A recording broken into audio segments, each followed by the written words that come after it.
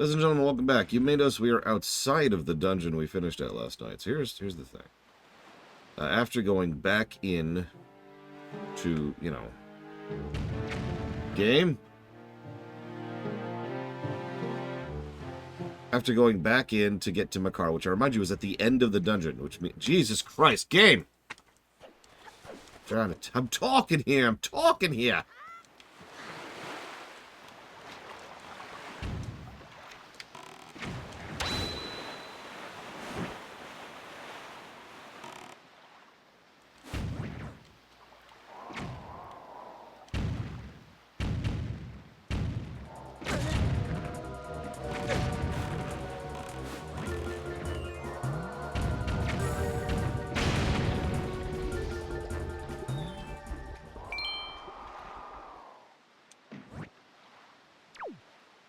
Why is there no music playing? What? I don't even care. So after going back through the third iteration of getting to the very, very end of the dungeon to grab Makar, and mind you, I had to solve most of those puzzles again in order to progress through. So like the wind room, the really, really slow wind room, I had to go through again. The giant wind tunnel, I had to go through that again. Got to the Makar, grabbed him, pulled him all the way back out to the middle room, figured out where I was going, got there with me, barely got there with Makar second. Managed to get there. Cool, everything's cool. Get to the thing, use him as a key. We'll get to that in a second. Open the way forward, grab the big key, go all the way back, and then go all the way through the wind tunnel room and the long wind room again. And I was paying attention. That was actually 5 iterations of backtracking there in order to make this happen. They might say, oh, that's a bunch of negatives, right? But here's the thing. I spent some time sitting and thinking about the dungeon design here. And I want to share... Oh, also, that shortcut, doesn't really go to a shortcut spot. So, rather than have to go through that freaking room for, the 6th time, I decided to just beat the boss last night. So, I do apologize for doing that off camera, but because I don't really have a pause feature, I don't feel like messing with that. So I just smashed through the boss. We're done. We finished the dungeon. Yay! Go find the Triforce is the only guidance we have right now. Oh, and go see Tingle. So go find the Triforce. Go see Tingle. That's our walkthrough. That's our in-game guidance right now. But anyways, let's talk about how extraordinarily terrible this dungeon is. So, first of all, there's some issues, obviously, in terms of guidance, but let's really talk about how messed up this dungeon was. I know I don't have it in front of you, and you'll forgive me for having a little bit of PTSD for going through that dungeon, so I'm not going to go back in there. But, first of all, the shortcut vase is not at the beginning of the dungeon, which is already very stupid. It means if you have to do anything and come back, you have to actually go a bit in order to get to the shortcut vase. And they had solved that problem in Link's Awakening, which predates this game by a decade, so I'm not sure what the hell they were thinking on that front. So that's the first problem. Second problem is there's this room. It's the central room of time wasting. Probably not, Trihexia. And the central room of time wasting is awful. I actually showed a little bit of this off on camera. So first of all, it's actually only a 3-story room. It looks like this giant, colossal vertical room, but it's actually only 3 functional levels. First time through is actually not too bad. You fall down, and then you get the hook shot, and then you use the hook shot to navigate up, and that opens up the air currents. However, just like those freaking water puzzles over in the Earth dungeon, or actually, sorry, the Tower of the Gods, there's this thing where the air starts, and then stops, and then starts, and then stops. And it's at a timer in both things. Making this room be on a switch, which you could just activate from just about anywhere in the room, would have helped a lot. But instead, you have to wait. And sometimes you have to wait 2 cycles in order to be able to actually get the access to the timing you need in order to access what you're accessing. It also means that you are burning magic as you're being pulled up into the air. Oh my god. Ah. So as you're being pulled up into the air, your magic burn is going down, which means you have less time to then actually maneuver once you actually need to maneuver. This is doubly... Where's the music? This is doubly true for Makar. Because when you're playing as Makar, he has a limited amount of time in the air. It's not actually a magic meter in the strictest sense of the word, but he has hang time. Now, he is also completely powerless against the wind, which means when he goes through that area, he will have about this much of a sliver of time left on his aerial thing in order to like lunge for one of the side passageways to be able to restore his stamina, let's call it what it is, before he actually gets caught up in the wind again or just plummets all the way back to the bottom. Clearly nobody thought about navigating this freaking room. But then that's a good thing to bring up, because obviously even if you know what you're doing, the design of the dungeon is very much go through a hallway, and then come back, and then go through a hallway, and then come back, and then go through a hallway, and then come back, go up a floor, go down a hallway, come back, and then go down a hallway and beat the boss. That's pretty much the structure of the dungeon. Have you already noticed the problem? Now, a lot of Zelda dungeons, and I can actually name a specific example here, will do something similar to this, but like they do something so it's different the second time around. To have good backtracking, I will name a specific example, the fire dungeon in Twilight Princess, where most of those corridors you go over on, say, the floor, and then you come up on the second level. It's the same corridor, but functionally you're actually going through a separate part of the dungeon, or up and then down, as some main things make. So there's actually different navigation, and of course, at a certain point you do so on the ceiling. Spoilers. Good dungeon design, which we've been showing off this entire franchise, will take means and efforts to try and make sure that, why is it like stuck in, I just noticed the time isn't moving either. We'll make sure that even if you're going down something and then back it, the second trip is different, but this dungeon isn't doing that. So it's just plain old-fashioned bad backtracking. Then we have the seconds and minutes problem. Just like a lot of dungeons in this game, almost everything just takes too long. It just takes forever to hit a switch, or to activate a thing, or to move a block, or whatever. It is seconds and minutes, padding, cool. But then there's the two really big problems. Well, other than the room, because the giant room of time wasting is a triple negative room. But part of why it's a triple negative room is because of Makar. Yes, I do, Melkor. Especially since we haven't even started the thing everyone remembers as bad in this game. We're about to start the thing that everyone remembers as a negative in this game. Remember, we haven't even touched that yet. Medley over in the Earth Temple was actually kind of cool. Like, I didn't care for the Earth Temple overall, but I did give a positive for Medley. Actually, I'm going to give a second one. I was thinking about that last night. Because she changed how you interact with it, right? She changed how you navigate it. She allowed us to have a kind of a flight glider thing, and she could access areas we couldn't. So the dungeon was designed in such a way that Medley was part of the experience and part of our routing. And also, she had the shining thing. I forgot about that. So both of those things were done. With Makar, he doesn't do anything that we couldn't do. All he is a key. Now, I mentioned that earlier, but to explain that there are two functionalities he has. Technically three. So the third is he can be there and play the song. The second is he can plant a seed, which opens the door. And the first is he can plant a seed, which gives us a hookshot target. That's it. What this means, practically speaking, I didn't even realize this until I took my pause from how frustrated I was last night, is that you'll do a room as Makar, and then you'll do a room as Link. Now, that's not always true for every room, but there are several rooms, like the central room of time wasting, which you just do as yourself, and then you do as Makar. There's no variance in what you're doing. You're just doing the room twice. Then, this is the big one, other than the central room of time wasting. Makar just stays where he was. Now, you saw this on camera. We left the dungeon. We saved and quit out of the game. Makar was still wherever we left him. Now, on the one hand, that's a good thing, and I guarantee you the programmers and designers thought about that. They wanted Makar to not reset. That way you wouldn't have to carry him all the way through the dungeon again. That makes sense, unless you've abandoned him down a bad branch. Remember, the design of the dungeon is central pillar, branch out back, branch out back, branch out back, branch out back. So if you left him over here, then you need to go through this branch again to get him and bring him back out, which is frustrating. And oh, by the way, did I mention that almost every enemy in this dungeon is designed to either knock Makar out of your hands or literally grab him and then fling him down into a pit? Like the hand things, I can't remember what they're called, do that. So you have to go down a branch, grab him, go back to where if you actually want to go, which is almost always down a branch, unlock the door, and then grab him, go back down the branch, and then go back down the other branch again. This is on top of the already mandatory backtracking. This is if you screw up at all. If you make any mistakes. There is no functionality to just recall him. to be like, hey, please teleport to me wherever I am. Something that they solved back in Ocarina of Time.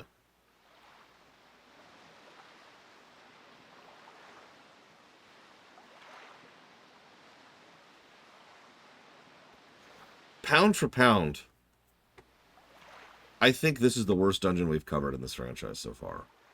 That is 9 negatives I have given this one dungeon across all its various mistakes.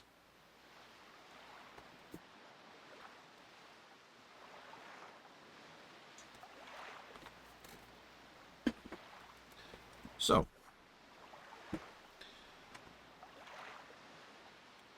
now, we have to go and do the part that everyone remembers as being bad.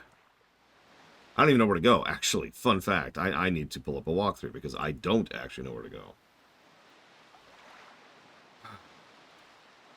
Maybe this is why they keep axing the air temples from these games. To make sure this doesn't happen. Alright, so now, well, now we have to get the Triforce.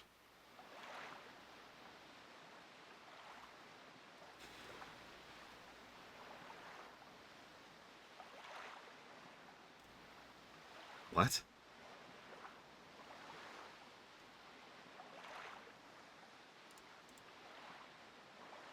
Yay, Resident Evil fans. Hopefully, things are going well for them. And us Mega Man fans, well, suck a lemon. I'm sorry, I shouldn't say that. I'm happy for y'all, really. I was actually thinking about it just this morning. Like, do we even trust Capcom to make a new Mega Man game at this point? Maybe it's a good thing that we're not getting new Mega Man games.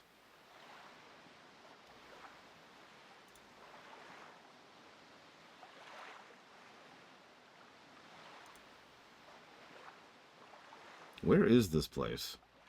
Oh, there it is. A6. Okay, so. With absolutely no direction at all. Let's do this.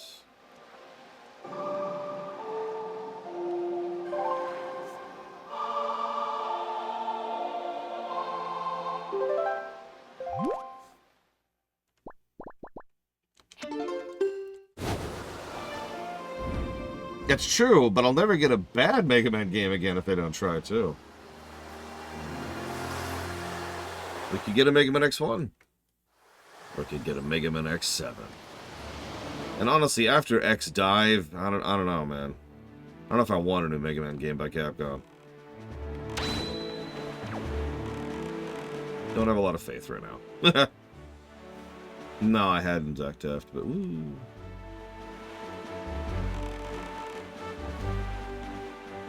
We could also get a Mega Man 11, also known as the best classic Mega Man. I think actually the best Mega Man game overall.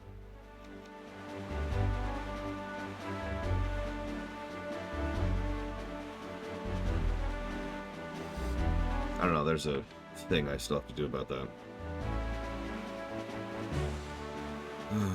Is this the island?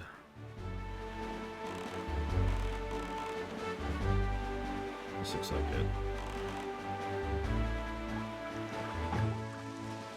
God damn it! Go away.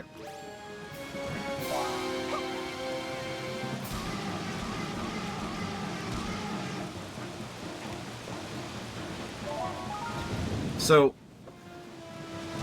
first of all, someone did posit a positive to gameplay for the guidance in the form of the treasure prints. And I actually agree with that, so I'll jot that down now while I'm doing this really, really boring fight.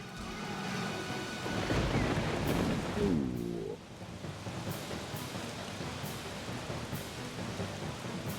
So, someone else mentioned something, and I feel like it bears repeating.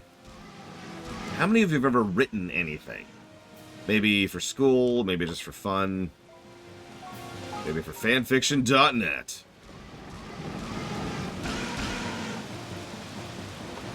No judgment, no judgment.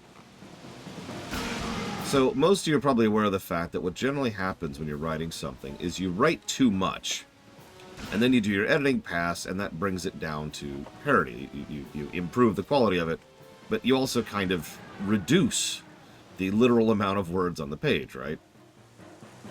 Like, a lot of editing quite literally involves cutting.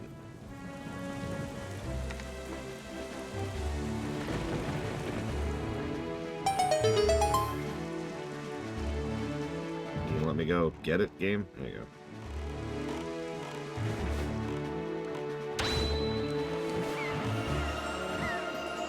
You probably already see where I'm going with this. But the theory is that that's exactly what happened in game development here. God, this game sometimes. It shouldn't be this small of a hitbox game.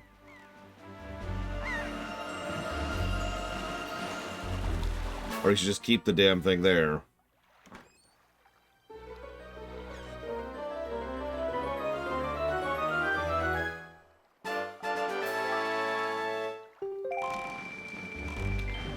Anyways, it could be that this is how game development works too. Or rather, at least the game development of this game worked. In other words, they developed and designed, and then they didn't do the editing pass. Because they didn't. They just did not do the editing pass and polishing pass that they were normally going to do.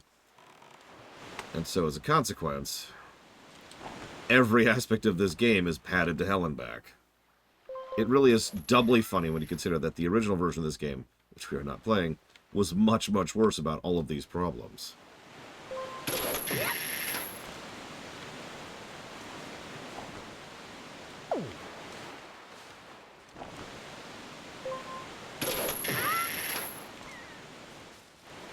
Like, literally just traveling took longer in the original game. Never mind everything else.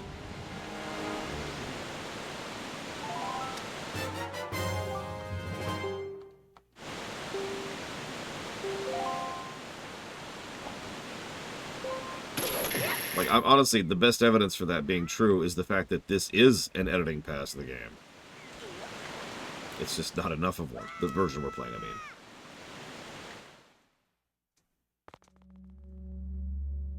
Sure.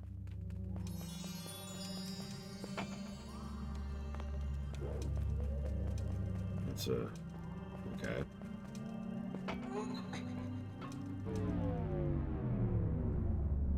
Oh no, this game has pretty serious Sunshine Syndrome. Which makes sense.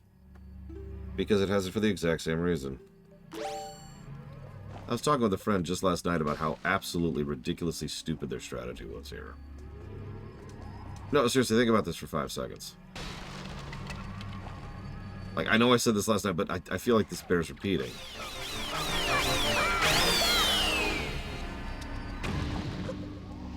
You're behind. You want to catch up. So you decide to put in a rushed, bad entry into your mainline series in order to try and win. It's worth noting that Iwata would actually get a whole lot of flack for doing the exact opposite of this. People were calling for Iwata to retire, to step down from being CEO, because his strategy was, okay, we're behind. Why don't we spend extra time and effort polishing what we have so it's even better, so when it comes out, we actually just nail it.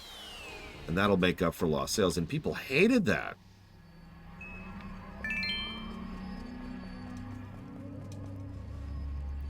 Actually, it gets even better than that, because it wasn't just that. He also had this other concept. This is crazy. Check this out. He had this idea that they should be thinking about games... customers, not as customers of the GameCube, but customers of the GameCube and then the next console. Like, I forget how he phrased it. But he had this whole concept of, we want to make sure that we have loyal customers, not just to this quarter and not just this year, but for the next 10 years. And you'll notice that after Iwata took over, which is pretty much after this nonsense, the overall quality of their games goes up noticeably. Now, that's not a universal truth. We still have Skyward after this. But also, we go from Mario Sunshine to Mario Galaxy, which is a hell of a gap.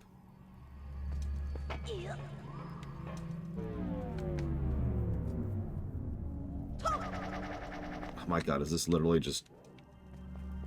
Is there any sign? Yeah, we go from Wind Waker to Twilight Princess, for God's sakes. Like, there is a noticeable uptake in quality when the developers were told, take your time, here's a budget.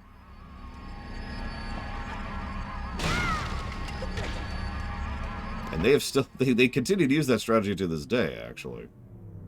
For all the issues I had with Breath of the Wild, that game is a polished game. It's just I disagree with several of its core tenets. Yeah, apparently this is just pure walkthroughitis. Like, there's no indicator of which one does what. Well, Prime 1 was kind of lightning in a bottle, if we're being honest with that. That really should not have succeeded the way it did.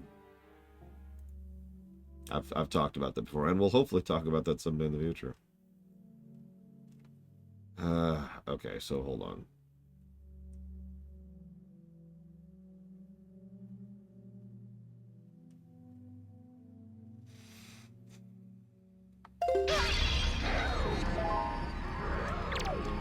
So this one. Yeah, Prime 1 was a Star Wars. How do you find the boots, little one? How do you even know you need the boots, for that matter?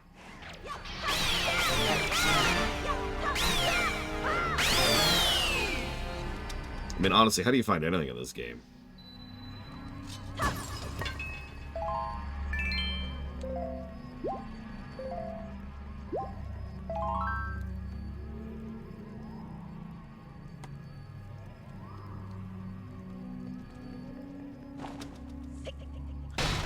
Yeah, I was thinking about the ship.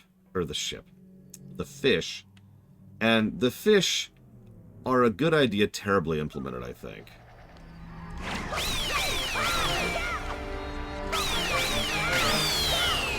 Like, the fish feel like a prototype Sheikah Slate Guide. You know, the thing they implemented for the 3DS versions?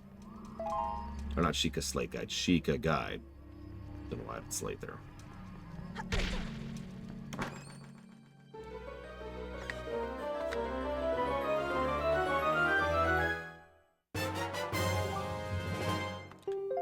Okay, got the ghost ship chart.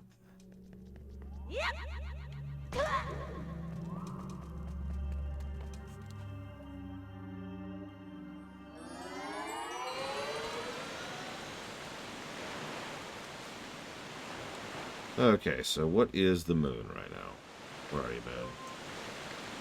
We are there, so that's going to be...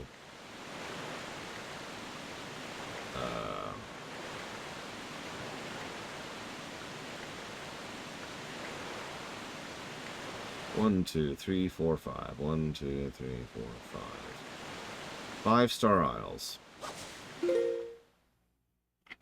What the hell is 5-star Isles? What is 5-star Isles? Thank God I've got a map. There it is. Way in the corner. Way in the corner. Okay.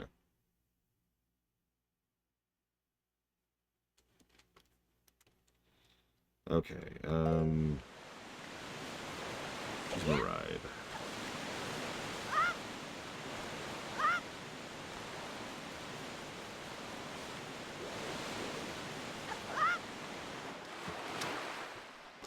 So yeah, we need to decide exactly how bad this entire thing is too, because this is the Triforce hunt. And I know some people like this, and those people have an opinion that they're allowed to have. Like that's you know, that's their right to enjoy a thing.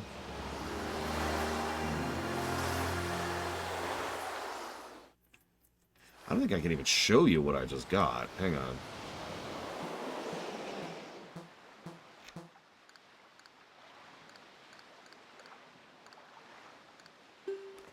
Yeah. So, anyways, there's the chart. There's the map I just got. Oh, the Triforce hunt is awful in the original.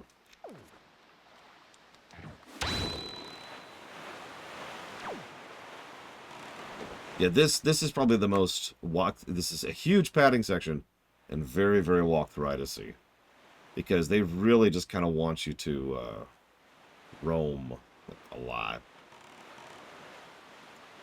Right now, we're looking for the ghost ship. So we're going to go find the ghost ship. We need to hurry, because it's dawn's breaking. Oh, I think that's it.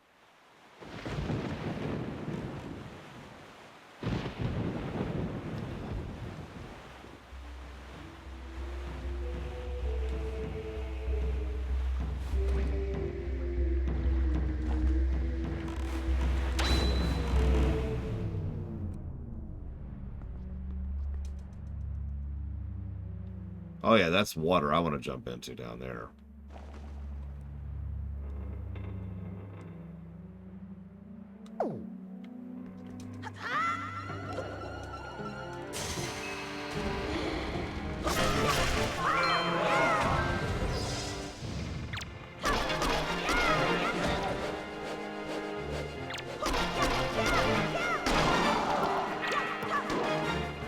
Oh yeah, one thing I was going to point out last night, because I was pointing it out to a friend of mine as I was going through that stupid dungeon.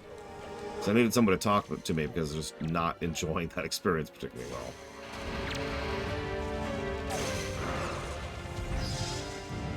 Even, like, obviously I'm a little bit of an analytical person, and I like to really dig my fingernails into things as much as I possibly can. A little weird way to phrase that, but whatever, I'm going to go with it. So, generally speaking, I can pick up on trends and concepts and aspects and blah, blah, blah, because, among other things, it's literally my job. But, you know, I'm pretty sure anybody ever would be able to look at this game and tell how rushed it was because of one simple fact. So, generally speaking in a game, especially a Zelda game, you get, like, a weapon upgrade, and then you get another weapon upgrade later, and then you get, like, your third weapon upgrade, and then there's your fourth weapon upgrade. And there's some time gap here, right? Well, in this game, we get the basic sword at the beginning of the game. Lose it for one dungeon, get it back. Then we go through a huge chunk of the game until we get down to Lower Hyrule. Once we get there, we get the Master Sword. That's Sword 2. As soon as we get the Master Sword, we get a quest to go do a dungeon, after which we get the first upgrade to the Master Sword, which gives us Sword 3. Immediately after that is another dungeon, which upgrades the Master Sword another time, giving us Sword 4. Bam, bam, bam, bam. Now, I'm pretty sure the damage values actually don't equate to that, but that is what the narrative is telling us, and what they say about powering up the sword. So again, even if you're not really paying any kind of attention, you can tell pretty much immediately. Oh my god, quit it.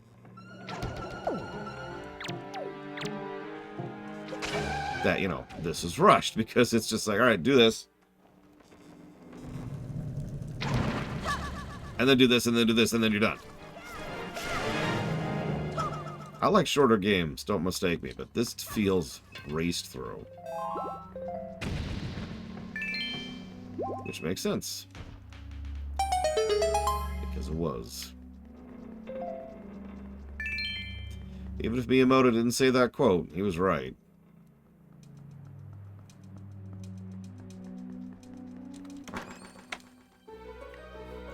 Yeah, it's padded and it's rushed. A fun combo. There's our first Triforce shard. We need 7 more shards.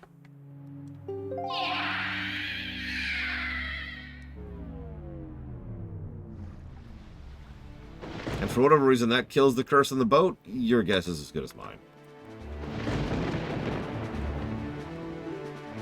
Now, you remember when we turned in 20 bear asses earlier? No, of course you don't. But if you did, you would know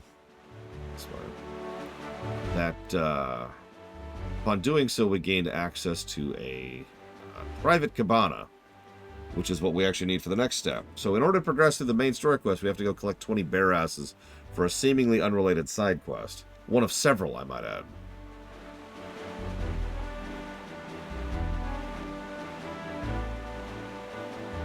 I mean, you'll notice they reused the Phantom ship over in Phantom Hourglass, right? The ghost ship.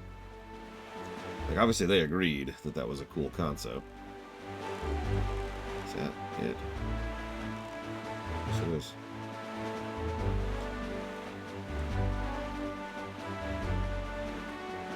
I actually know several people who never played, never beat this on the GameCube version because of the Triforce one. It was so much worse than the original.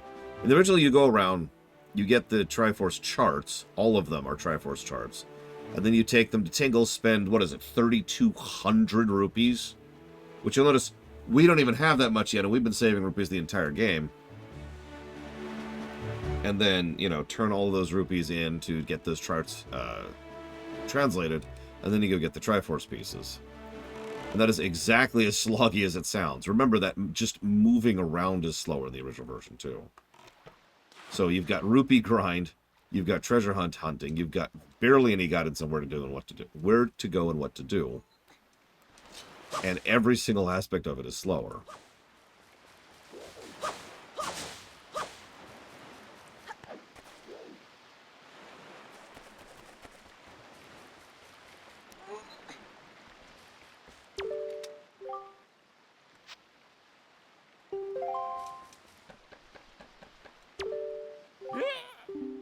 Don't touch me with those filthy hands, you mischievous little scamp. This cabana belongs to the master, and the master alone, you grimy, trespassing little scoundrel. Away with you. Away, I say! Dude, I have the... Where is it?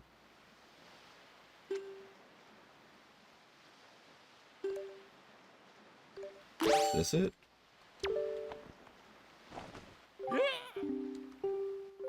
What? That's...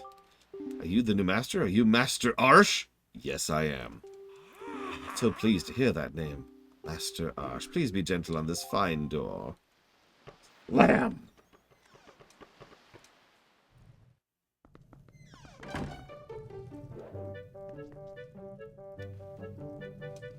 Oh, hey, it's one of these puzzles. No, we're not doing it.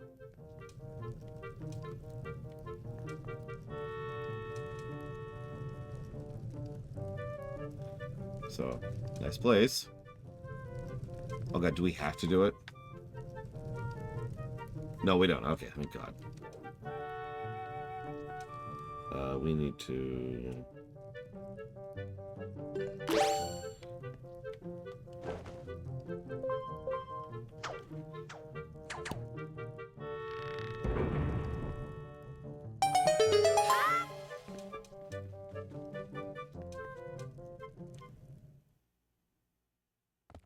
So this is a maze. Of course it is.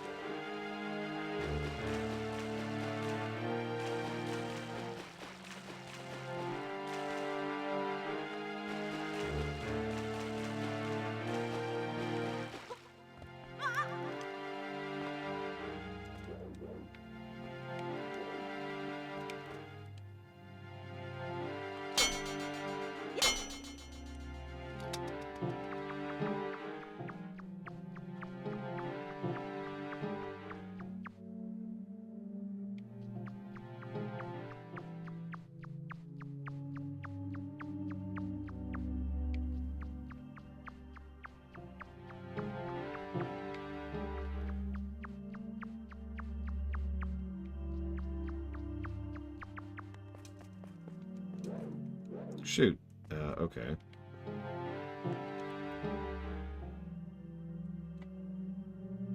Yeah, they're really in love with that music. The combat music fading in and out, aren't they? I'll get some money while we're here. I don't actually know how much we need in this version. I know it's less. Actually, yes, Bella. Although I don't think he even knew that. Or at least he gives no sign of it. Oh god, now I'm turned around.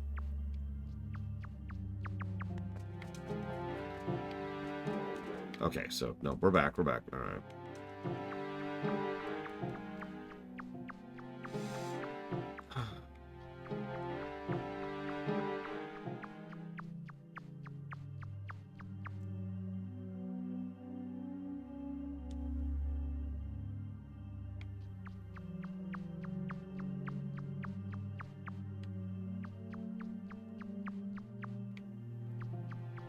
No, I was right. Okay.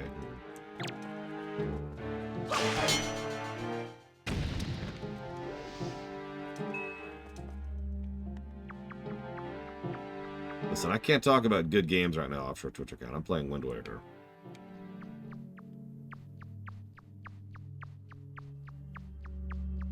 Oh, there are Darkrai. Although, I don't know if you'd sell them for a lot.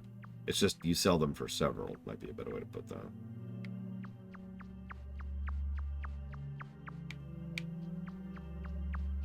This leads here again. This is where I just was.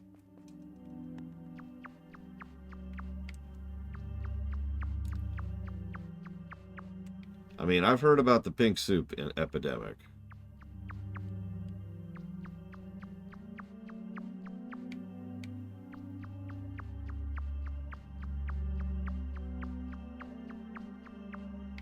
And yeah, those treasure charts we actually already referenced. Those tend to give rupees as well. Good morning, Brandon.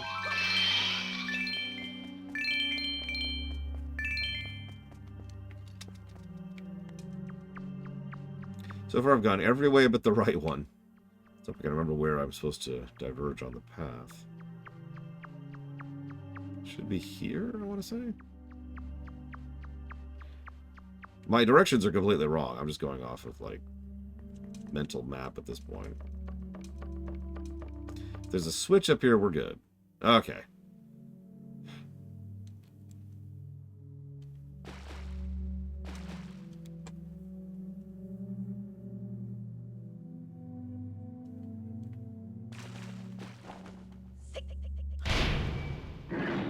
Alright, Jolly Leprechaun. I'm ready. Let's hear your defense of the Triforce charts. The floor now recognizes the Jolly Leprechaun.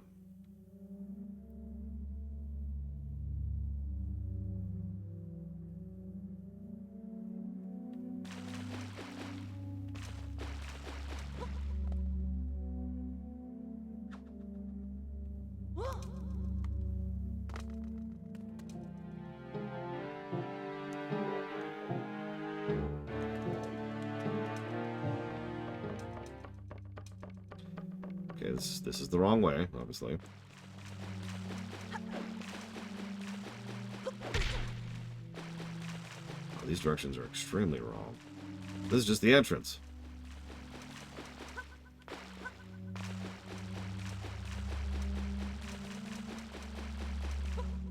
Yeah, I remember back on the GameCube, speedrunners would do a lot of money routing to, you know, get the Triforce pieces.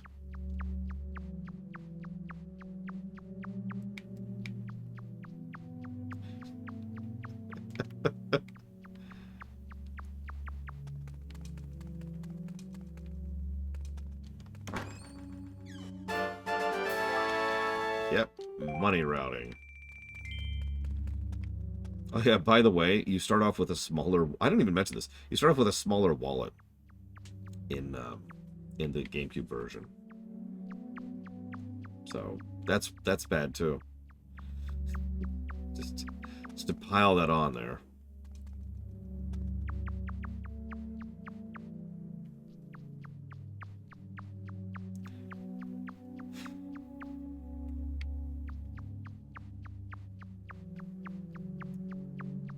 Sure, good thing I have a decent mental map, because this walkthrough is, like, completely wrong at this point.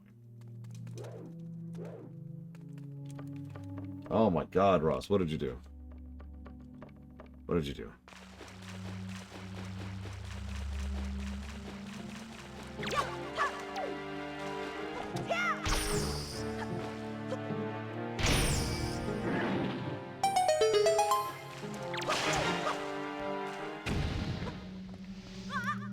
I mean, I've actually heard that before, no joke. Oh man, I love that game. Alright, what do you love about it? I love my memories about it.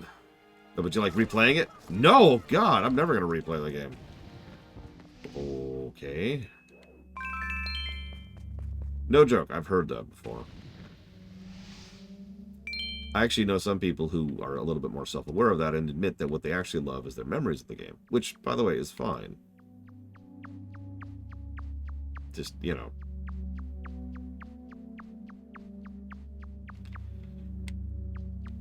Like, we've known this on the show for a long time. I've said for years and years and years, and I always cringe a little bit when I have to review a beloved classic, because there's a chance that it'll actually turn out really good. Like, we have played beloved classics that have turned out quite well. That is a thing that's happened.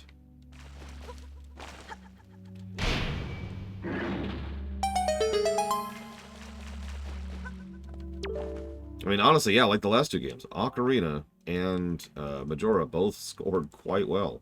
They're good games.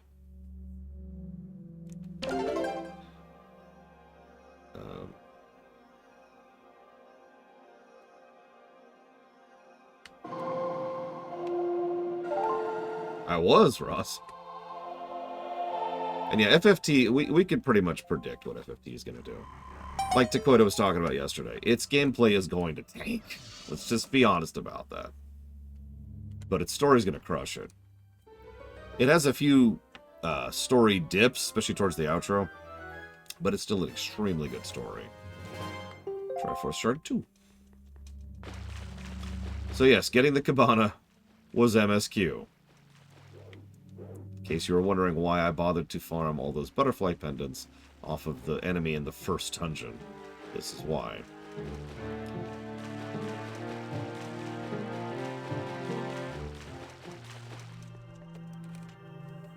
Yeah, FFT also has random encounters, which I get why it does, but it probably honestly shouldn't. They probably should have just designed the difficulty curve around the static encounters. Because random encounters suck in that game. Oh, and also, they scale to you.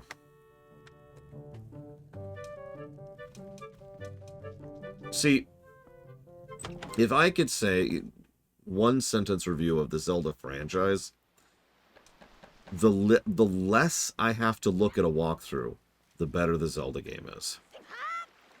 Now, obviously, there's a lot more nuance and detailing than that, but honestly, that tends to be a near universal truth.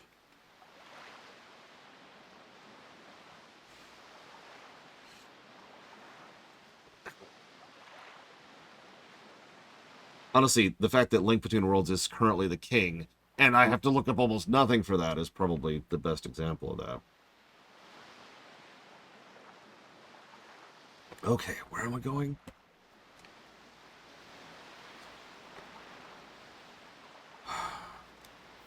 Yeah, Majora, you don't have to look up much. And, of course, Majora encourages routing as well. Twilight will be the same way. Because there are a few things that are walkthrough-y in Twilight, but only a few. I need to go where?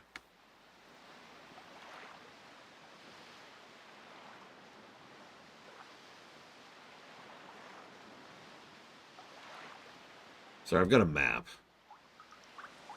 Because all the islands are named. There it is, B5.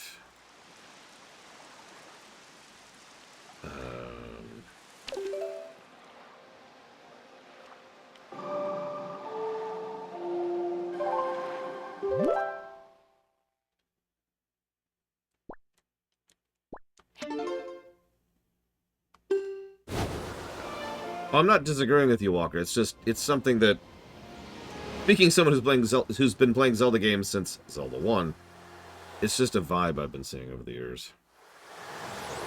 And meanwhile, there's Skyward Sword, the walkthrough game. Or Spirit Tracks, goddamn. Alright, so what am I looking for? Where are we? This way, it looks like. I think that's it right in front of us. Yeah, it looks like it.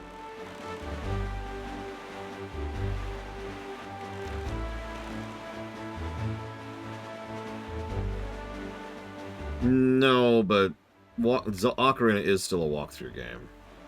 Mostly for side stuff, but still. It counts. Get out of here.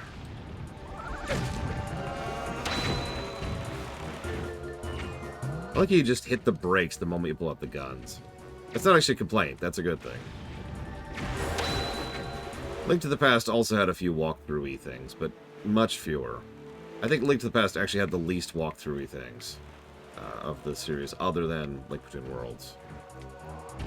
The 3DS version of Majora, in particular, just did some really good stuff that helped guide the player.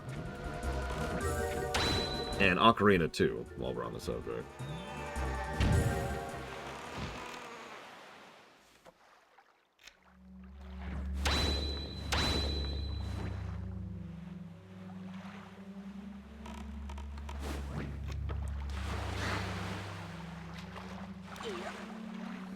Zelda 2 actually has almost no walkthrough-itis to it whatsoever. That's not its problem. Zelda 1 was much worse about walkthrough. Probably because it was designed to be.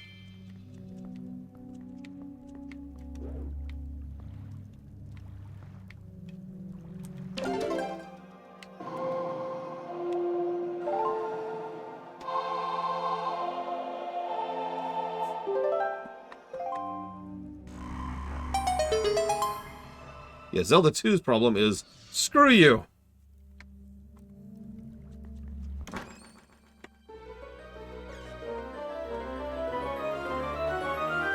We got a chart. Our first chart.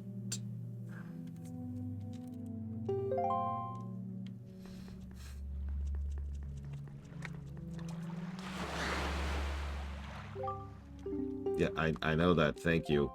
Thank you. I understand what I'm doing, King Daphne's the jackass. Yep, sorry, I should clarify. In the GameCube version, all of these were charts instead of shards. In this version, like, some of them are shards and some of them are shards and some of them are charts. God dang. Needle Rock Isle. Where's Needle Rock Isle?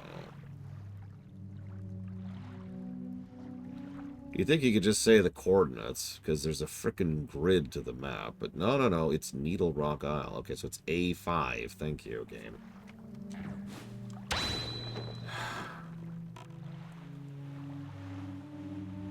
Hang on, sorry. Give me 1 second. Let me aim myself, because I think it's like 1, 2, 3, 4. It's right here. It's right here. Okay, that's not that far. Should fighting games have naturally progressing story, even when the main attraction is character? Yes, absolutely, 100%. So let me tell you a little bit of a thing that probably doesn't make a lot of sense, but has been proven to be true many, many times. I'm going to use Call of Duty as the example, okay? So when you think Call of Duty, what do you think, Czar? Like, what's the thought process? What's the type of game you're thinking of there? And I'm just going to jump in and say you're probably thinking of the multiplayer, because that tends to be the thing that breathes life into that and keeps those games going for years and years afterwards. It's also what the games are best known for, both good and bad. So there's our next destination, is this guy right here. Hello. Point blank.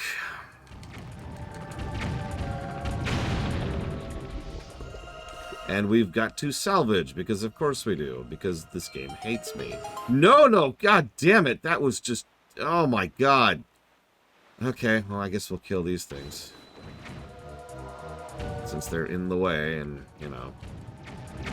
The thing is, while obviously the multiplayer mode is kind of necessary for those games to have the longevity they have, and blah, blah, blah, blah, the truth is that, by experience, if you don't have that strong campaign mode for players to segue into, it just doesn't work the same way. This is actually true for RTS games as well, funnily enough. An RTS game that doesn't have a really strong campaign almost always dies on the vine, even if it has a really strong multiplayer mode.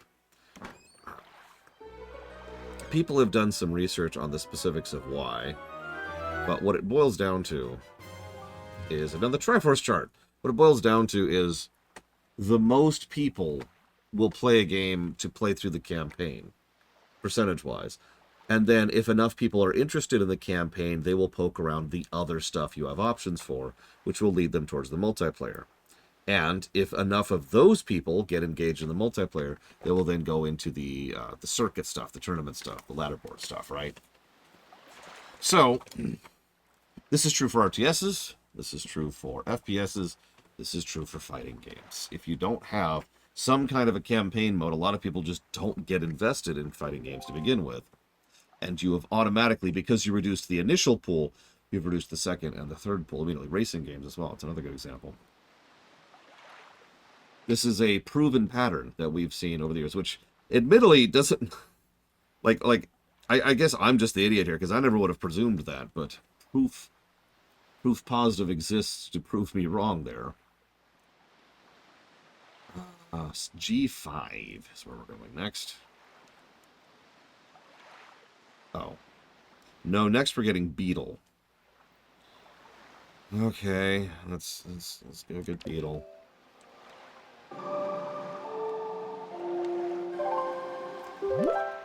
So I suppose that's a long-winded answer, but you know who you were talking to. You knew what you were getting into. You know, in Majora's Mask, the game that came out right before this, you could skip through this stuff. Overwatch also kind of died on the vine, though, Blade of all. Just like most multiplayer games who don't have a campaign mode. Like, there was a Call of Duty game, I forget the name of, forgive me, that pulled the exact same concept. Beetle, thank you. Where they just decided to not have a campaign mode at all, and that game had a pretty strong multiplayer team, and then it died on the vine. You also have to keep in mind that Blizzard was, Activision, was pumping money into the esports scenes of Overwatch. Just dumping money on teams in order to keep them interested and keep them playing. That's a good point, too. They did promise. Yeah, Bye! No, I need to buy from you, Beetle.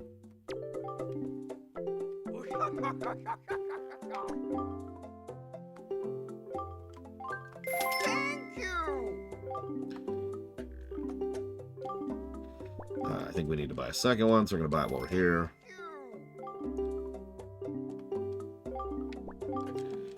Yeah, that's another thing.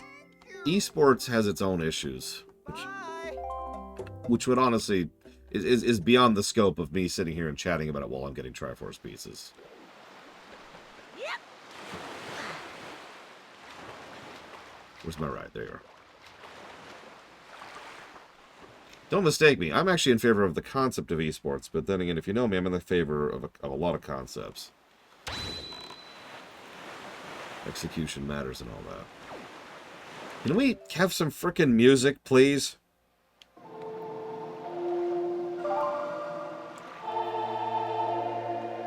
We all know Overwatch was popular because of the pornography, of course. Now, I'm joking, but at the same time, wouldn't that be hilarious?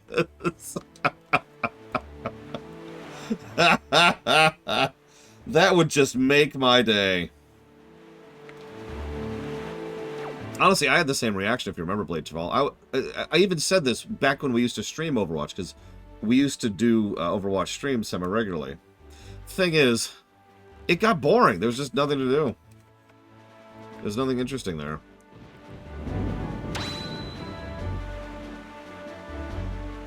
It's a tech demo. I said that back then. Overwatch is a tech demo, which they never did anything with.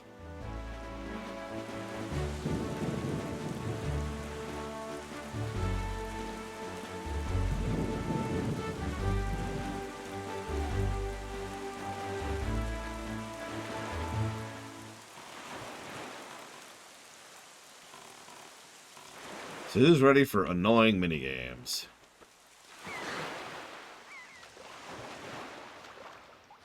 Team Fortress 2 has the momentum thing going for it. I'm not saying it doesn't deserve it, I'm just saying that it really does have some momentum going for it.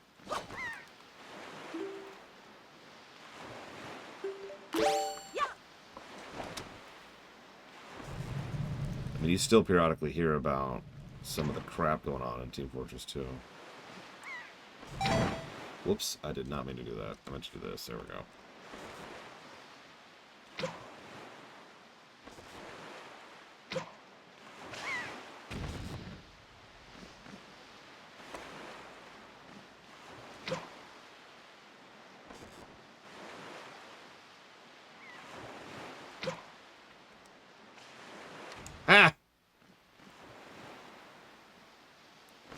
Yeah, there's a protest that recently happened in Team Fortress 2 about the botting problem.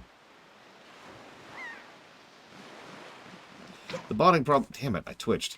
The botting problem is nothing new in Team Fortress 2, but I know several people who are just sort of slowly walking away from the game because of it.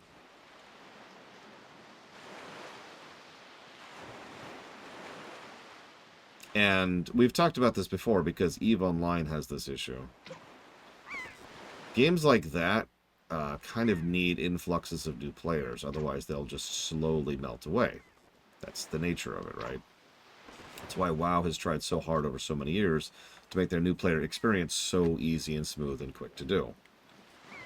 And why FF14 needs to get on fixing that. So, You need new players. You need new players coming in. Otherwise, your existing pool will inevitably shrink. Even if you do nothing wrong, your pool will inevitably shrink. Because eventually people will just have to move on, either because they'll lose everything, or because they won't have time, or because they'll get bored, or whatever.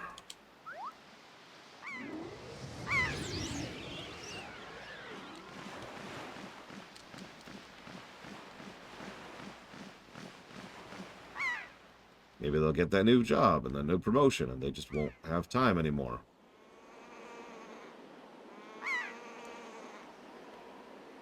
What? What?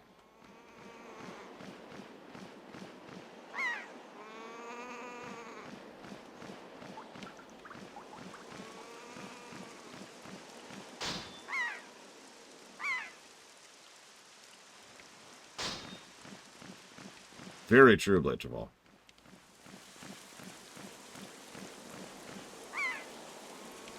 Remember, if you want to enjoy the story of Warcraft, some bald idiot did a series called The World of Lorecraft.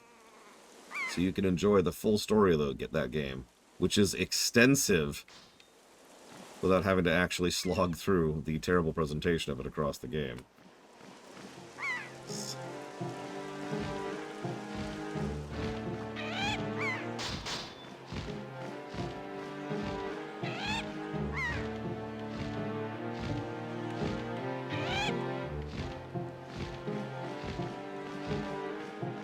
I'm so sorry, Caspian. Do you need anything? Do you need help? Do you need a hug? It's okay. Reforged can't hurt you, we swear.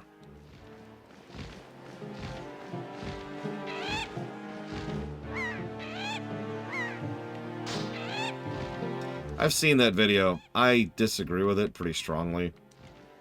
Because he's being an asshole and an idiot about it, and he's catering to a crowd.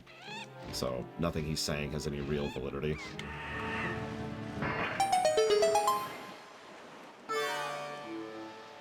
No offense to Day 9, but come on, dude.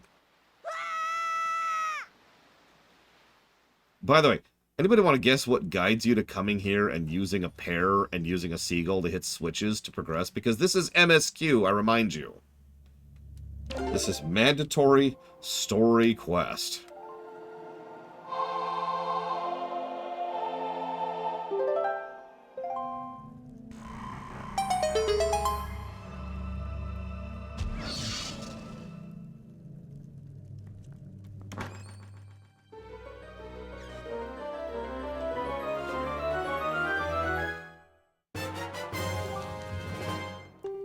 Honestly, WoW's biggest problem at this point is exactly what Charlor just mentioned. It's all one contiguous story that's been going since 2002. Since before WoW even came out.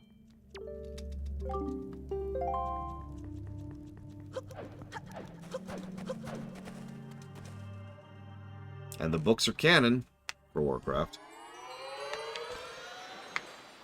Well, see, the problem there, Bella, is it's like... I'm sorry. I know that this is mean of me, but it really grinds my gears when someone tries to tell me that vanilla WoW has a better story than retail because of an extremely specific circumstance in which retail screwed up versus, you know, vanilla, right? Like, it's just really... Because what he's referring to is a thing that doesn't actually exist anymore because of how bad it was, where the game drops you into tutorial land. When you start a new character during BFA, you were dropped into tutorial land. I think it was during Shadowlands as well. And that was not a great startup. That was not a great setup to the game. And that is certainly not a good thing for a new player.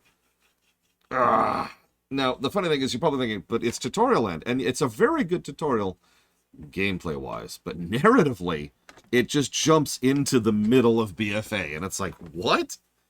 And BFA,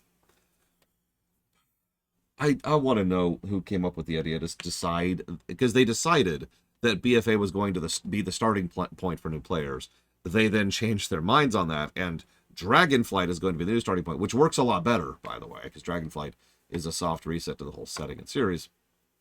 But for God's sakes, deciding BFA, which is literally midstream. It's like in the middle of the story. Like, imagine from a, okay, you're new to Lord of the Rings. Okay, so here's Return of the King. And then they just start you with Return of the King, and they expect you to figure out what's going on. Like, what? What? Okay. Sure. That was such a dumb move. We want to go to C5.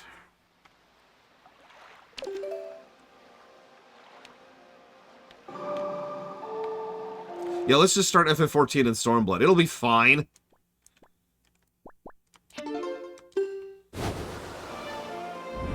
God. What's really funny is he also picked the best... Yeah, I played WoW last night, Charlord. He picked the best vanilla starting zone to compare with the worst retail starting zone. And I guarantee you he did that on purpose. He knows what he's doing. Don't mistake me. Like, I love WoW to death. WoW is a very flawed game. It will get many, many negatives when we get there. But what Day 9 did was just downright deceptive. And that just grinds my gears. Especially when it's in favor of the narrative, is what I'm going to call that. That WoW Vanilla was perfect and amazing in every way, and WoW Retail is garbage. That is so stupid. I'm sorry. You can prefer WoW Vanilla all you want. That's fine. But don't try to tell me that that was the pinnacle of WoW game design and WoW story design. Jesus Christ. What do you want? What do you want?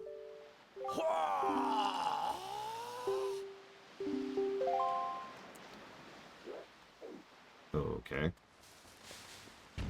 What's the worst starting zone in retail? Blood Elf and Draenei. I still think those are worse starting zones than the BFA tutorial thing. Because at the very least, the BFA tutorial thing is still a good gameplay tutorial. At the very least, it's actually a really, really good gameplay tutorial. Because, first of all, it's well designed and well laid out. And it's got some cool stuff, and it's got good escalation. But most importantly of all, it is there to teach you how to play a video game, an MMO, and WoW in that order. And that's right. That's exactly how that should be. Like I said, WoW has taken great efforts to make the onboarding process a lot smoother and easier. As it arguably should be. You need new players. So who likes arenas?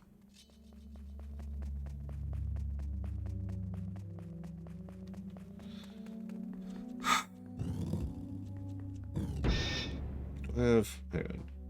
Oh.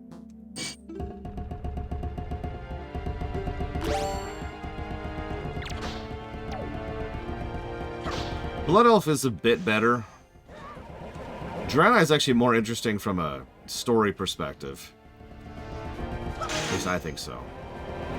Which is funny, because they're actually both two halves of the same story, although you wouldn't know that at first. WoW does that a lot, by the way. They stopped doing that more recently. Possibly for the best. But there's a lot of stories in WoW that are shared amongst the Alliance and the Horde. So you do the Horde zone and you get half the story. You do the Alliance zone, you get the other half of the story. That kind of a thing. They leaned into that a lot in Cataclysm and Pandaria. Yeah, the South Barrens is probably the example of that. But that was all over the place. West Plaguelands is another good example of that. Also, Hellfire Peninsula, honestly. And frankly, Nagrand, while we're there. The original Nagrand.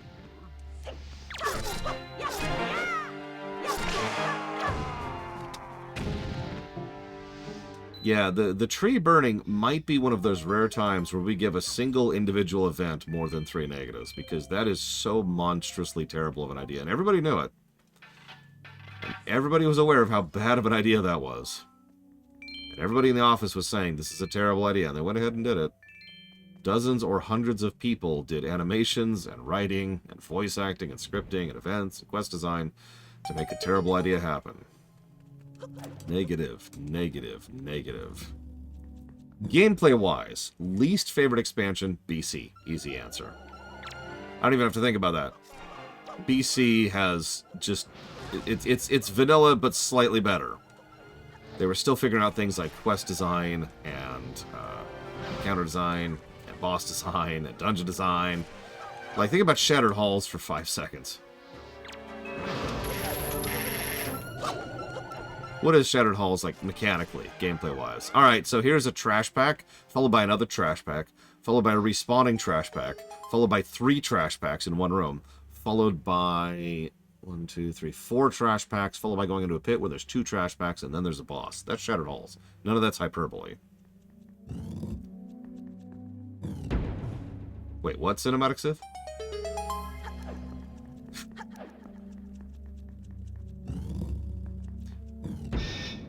Now, favorite expansion gameplay-wise.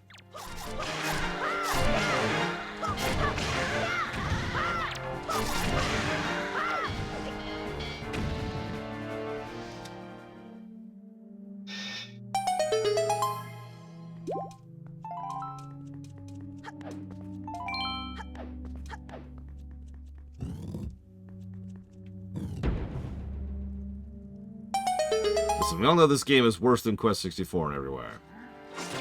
I can tell you that because Quest 64 got 0 pluses to story. And this game... Oh, wait.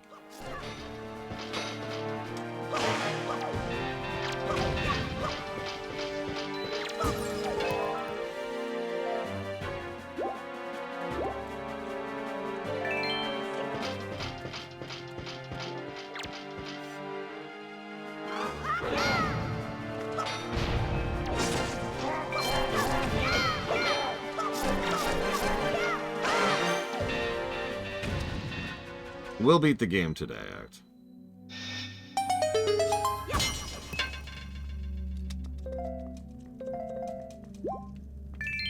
The final battle's gonna knock it out of the park, so that'll be nice. Final dungeon, get there.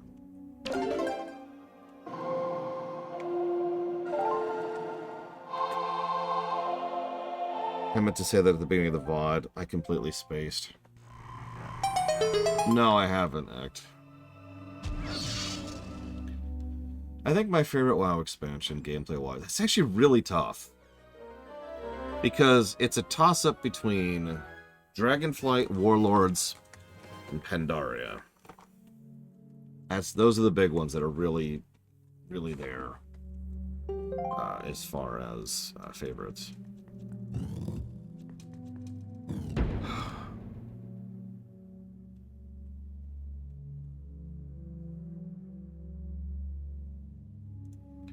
Overlook Island. So, I apologize for not putting this earlier on the VOD. I meant to, so anybody watching the VOD is only going to get this in Ireland. I'll say something, at the beginning of the next VOD, but we are actually going to be streaming Twilight Princess, like, after Wind Waker. And I know what you're thinking. Well, of course you are. Actually, that wasn't set in stone until last night. My sister and I had a very boring, serious discussion about the move and getting the house in a ready state and all the things that need to be done to make that happen. And, because of... Did you just kill my bot? You did. You literally just killed my bot.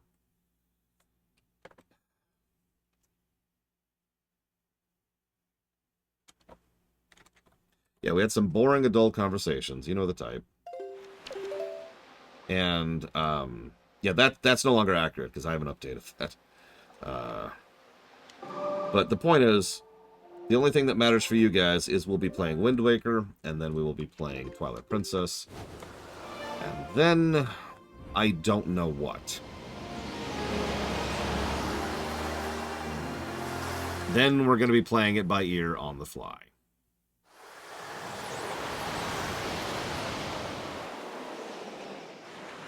What will most likely happen is I will not be streaming for a few weeks. A week at the bare minimum, possibly more than a few weeks, possibly into the months range.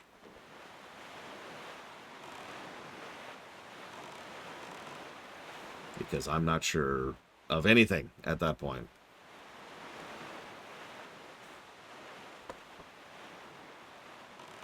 I believe we'll be starting the Star Wars stuff with Streaminations first. I don't remember the specifics. Oh, I guarantee you with 100% certainty, if we start streaming before the actual move, we will be jumping into Streaminations first. I want to get those done and over with, so that will be our primary focus. Especially since there's a non-zero chance that we might start streaming from my phone during that period of time. Hi, Dream Whisperer. Again, for those of you who remember that.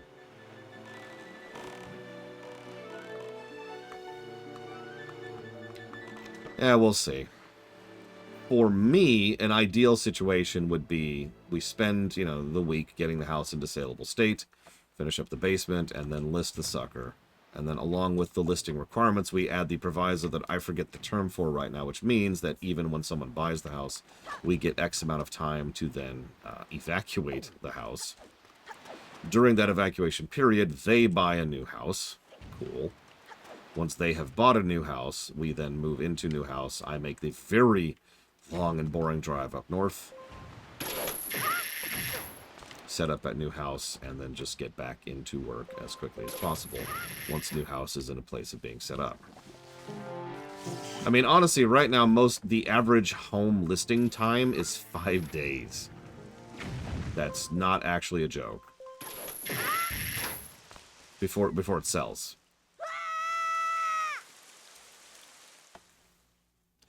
I mean, I'm packed.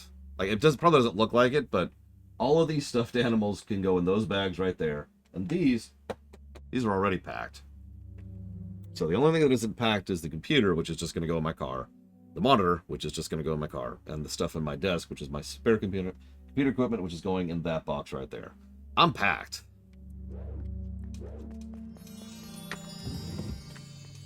I've been packed for 2 months now. So you like these little arena combat sections, right?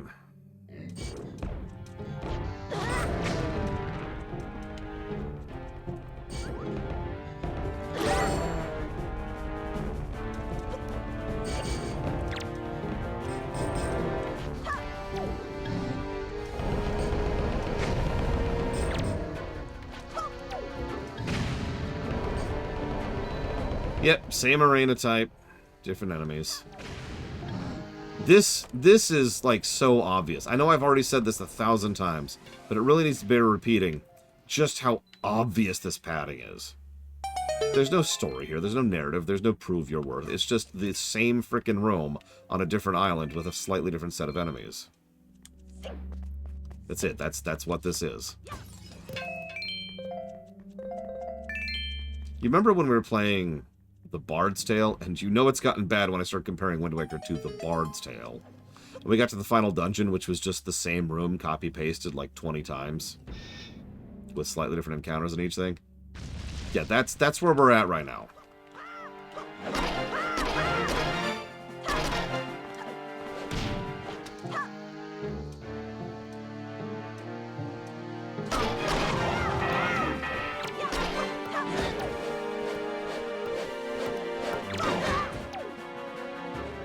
Game.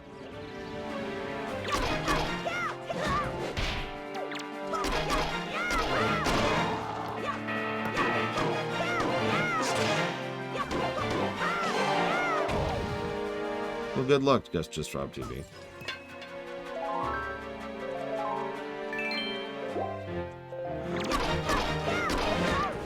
Yes, I just said this act, but yes. We're going to stream this, we're going to stream Twilight, and then we're going to pause streaming for about a week. While I help get the house into saleable state.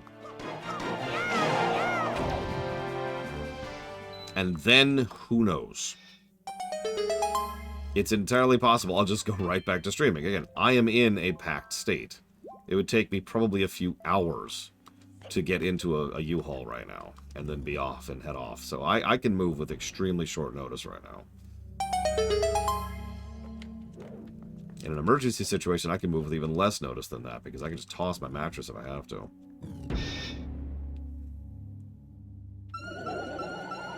That wouldn't be ideal. I don't feel like buying a new mattress right now, but I could.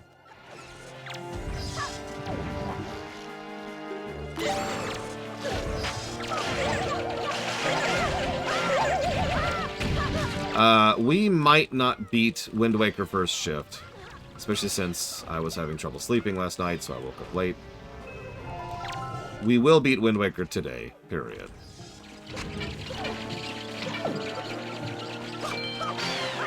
It's going to be $600, Buckle. I've actually already checked it out in case I do need to just buy a new mattress.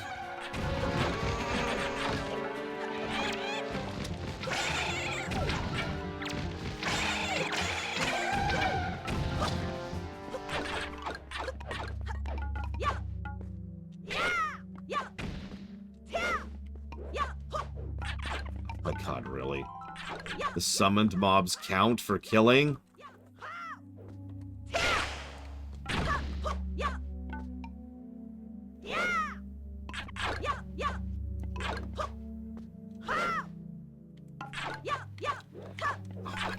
These stupid mobs.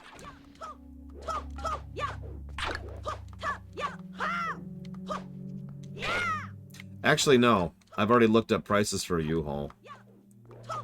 It'd be about $2,000 to run a U-Haul.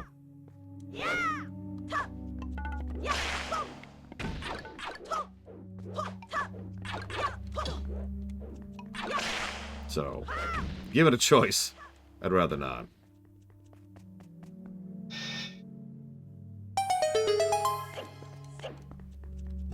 Yeah, I was driving it myself and handling gas prices myself. Yeah, no. So we're gonna rent a pod, and that's where all the other stuff is gonna go in. So like these bins right here, and the like 4 bins I have over there. My mattress, my bed frame, and this desk. That's the stuff that'll go in the pod. That is mine. And all of their stuff will go in the pod as well, obviously. And then important stuff like my computer and my stuffed animals and a couple of personal things are going to be carried with me in the car. And I'm just going to drive up. Pods are expensive, but not as expensive as getting a U-Haul. That's the really sad part. Plus, you know, we're moving 6 people. Exactly, Sabacom, you get it.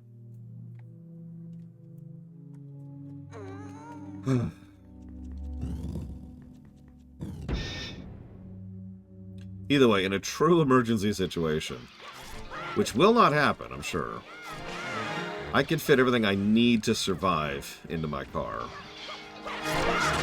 drive up north, and buy the extra stuff that I will not be taking with me up there. It'll be a bit more of an expense, but honestly, that would actually be cheaper than running a U-Haul. Still. Like, buying a new mattress and buying a new desk would be cheaper than running a U-Haul. You gotta think about it from that angle.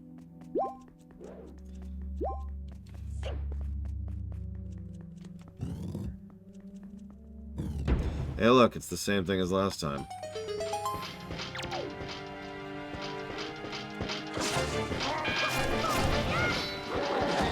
Well, there's a thing called Naked Greed, Dream Whisperer.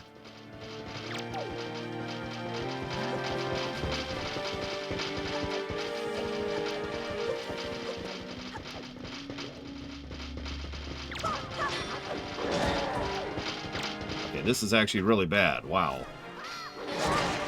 Because my attacks keep hitting them, which is doing that stupid deflect animation thing, which means it doesn't hit anything. And now I can't move. Oh my god, game.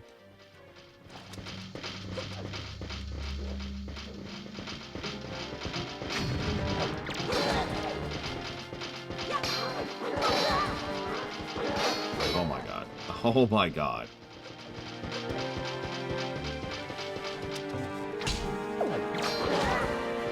Game, could you let me actually play the game, please? Thank you. 1 down.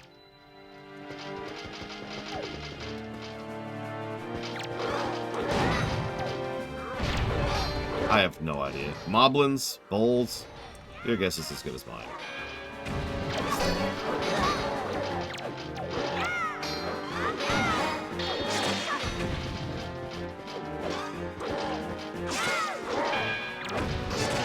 And yes, one of the better strategies is to let them kill each other for you because their attacks hit each other, and they have no AI, functionally.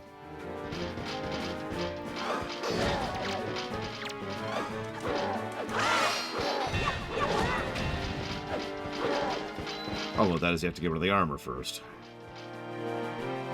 Come on, I'm right here. Right here. Right here. Hit me. There you go. Also, enemies are invincible when on the ground, for some reason. I don't know what decision that was, or who made that decision, or how drunk they were that day, but...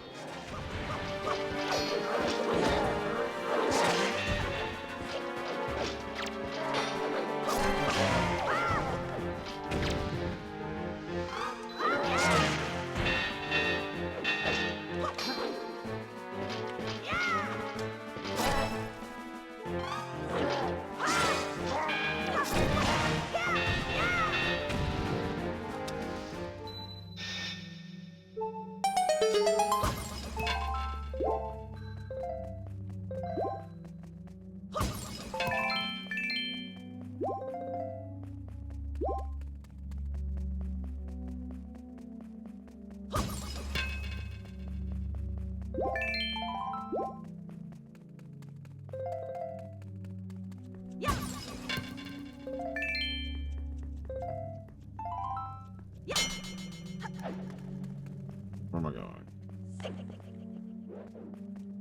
One of these two. Probably this one.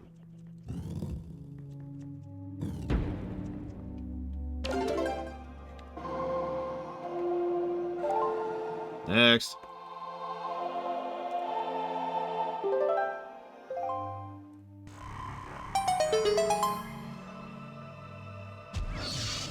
So, I'm not doing the Savage Labyrinth. Just let me just get that out there. If you're expecting me to do the Savage Labyrinth, then you don't know me very well.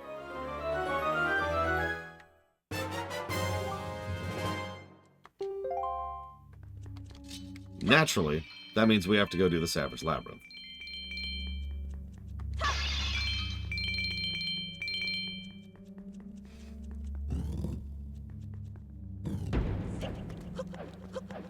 So the Savage Labyrinth is 50 floor dungeon of encounters, which probably sounds familiar because a lot of Nintendo games did that in this era. Paper Mario 2 did that. Paper Mario 3 did that.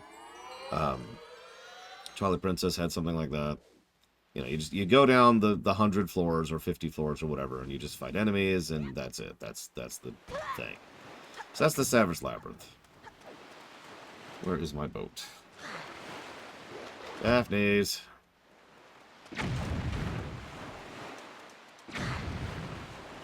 Thing is, I was just rereading the walkthrough there, and we actually do have to do that. We have to go all the way up to floor 30 of 50.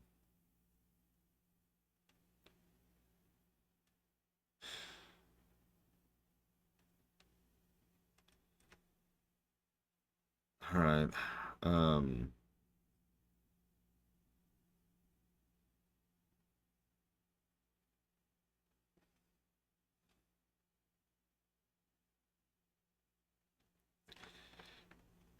Yeah, 30. 10 for the plot mandatory item would make sense. It's a way to introduce the dungeon to new players so they know it exists, and if they want to go do it, they can. That's fine. But we have to do up to floor 30.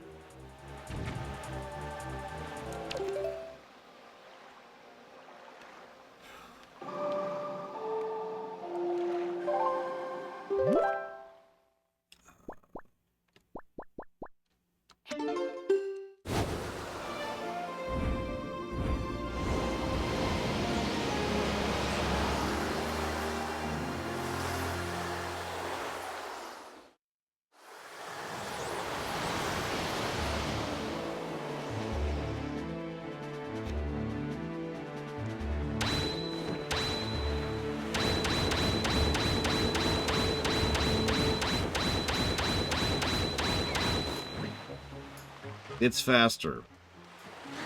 Don't look at me that way.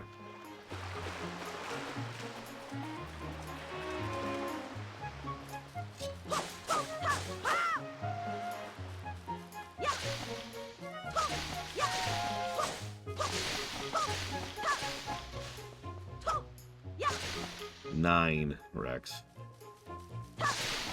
After I had time and effort and space to think about it, I gave it 9 negatives.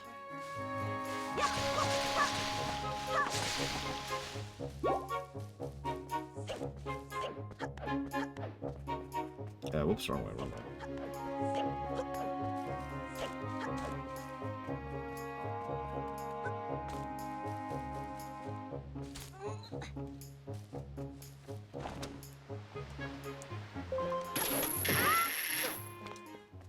Yeah, it's actually the worst dungeon we've covered so far in the whole franchise.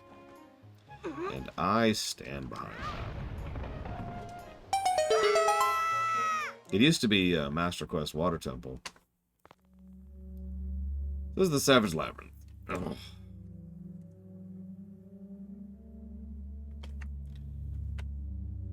One moment. Let me get caught up a little bit here.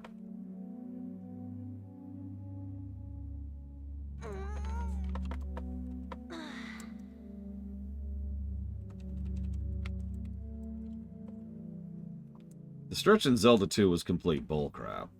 The run. But that, A, that's not a dungeon. And B, I don't remember how many negatives we gave that. Grand Palace, as I showed off, isn't actually all that bad once you get there.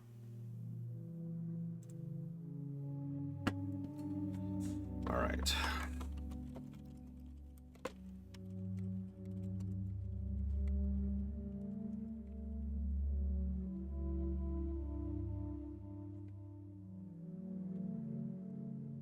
No, you can have both items at the same time. Here, check it out.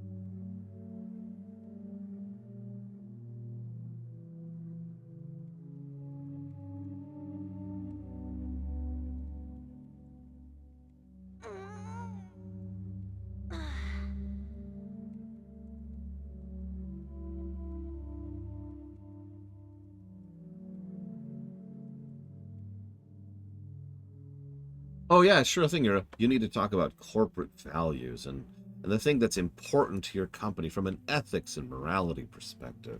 You need to be proving that you're thinking alongside the aligned values to engage in the proper increase in the customer market flowability of your company. And if you're not doing that, you need to realign yourself to be more aligned with the company values in question. I am not joking, by the way. That's where that's at. Company values is something where they pretend it's like, oh man, we're so good and we care about our employee. We're family. But here's our real values. Okay, so we want to make money and we don't want to spend money at the same time.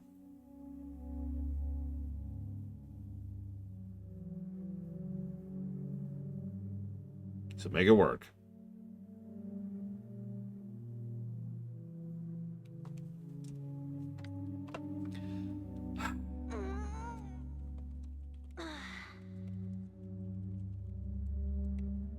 Yeah, no kidding. If a company ever tells you we're family, that's a bad sign. That is actually a bad sign. That's not a joke. Maybe look for another job.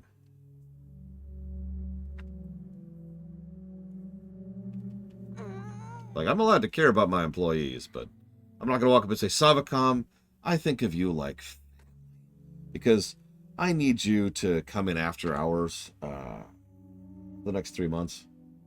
If it's the truth, then you shouldn't be working there to begin with. If you're working at a family-owned business, then you have failed at life. No offense. Family companies... I'm sorry, that sounds so harsh. Family companies are terrible. Family-owned companies are just the worst.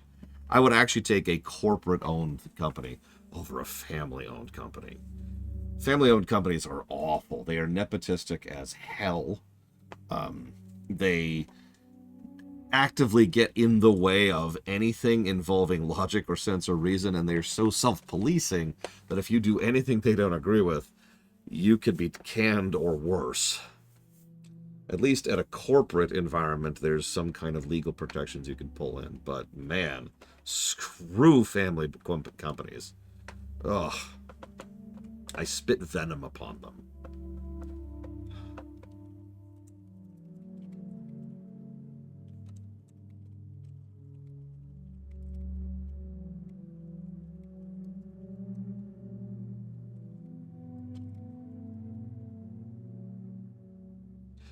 Okay, so we're up to 5 negatives so far for the Triforce pieces.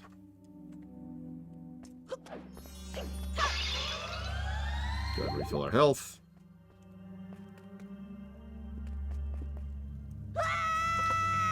This is a great time for a topic, because this is going to be really boring. We're going to be here a bit. Oh no, this is definitely the improved version, 100%.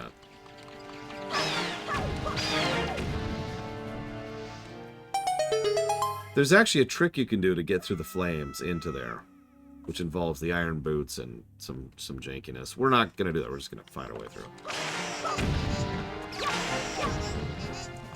Also, if you ever wanted to use Grandma's soup, this is pretty much the best time to do this.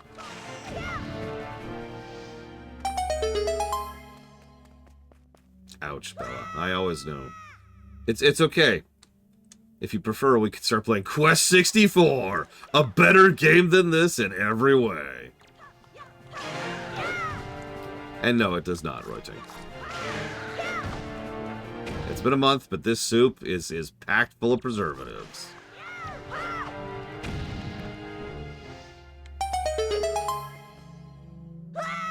See, the thing is, these dungeons are all so deceptive. Like, really. Paper Mario 2 one is the one that comes to mind immediately, because you just run through these, right? Like, it takes you seconds to go through them, right? And yet they're deceptively long, especially since there are so many of them.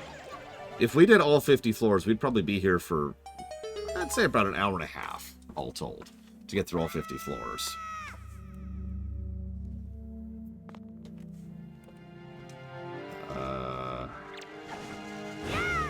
Nope.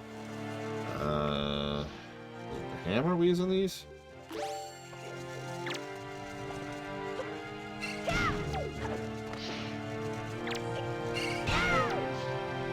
No. Well, yeah, that's the other thing. Each floor takes longer than the previous floor. Not linearly, but, like, kinda. I don't remember how to kill these.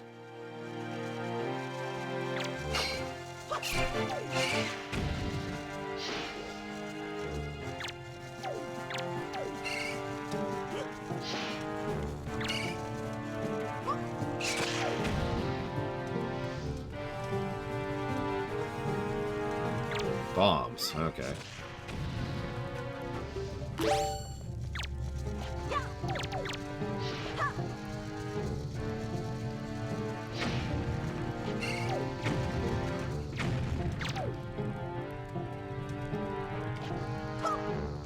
I think co-ops exist in the United States, but I've never worked at one personally.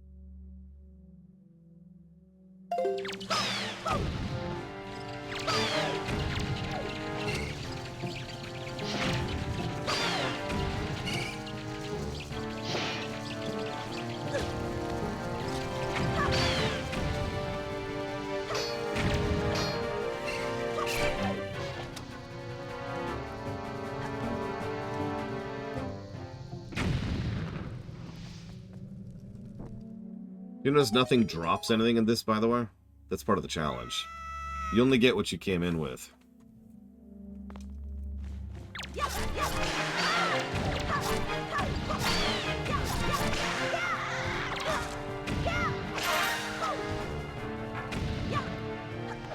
Don't worry, we're almost a third of the way there.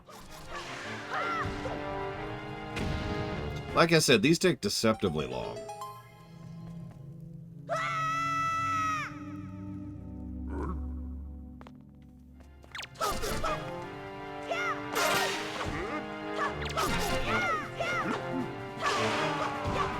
To be clear, these kind of dungeons I don't really mind existing. They're not for me, but I don't mind them. The fact that this is MSQ is why this got a negative, nothing else.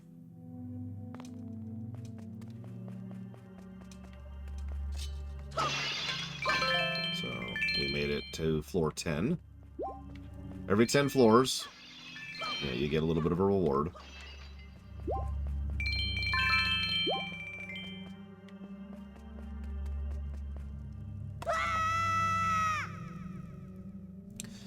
Ten more floors. By the way, not the first game that doesn't pause when you're switching items. Still irritating.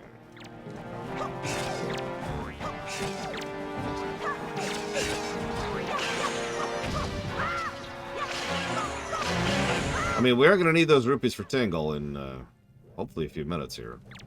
I don't know how long it's actually going to take us to get to floor 30.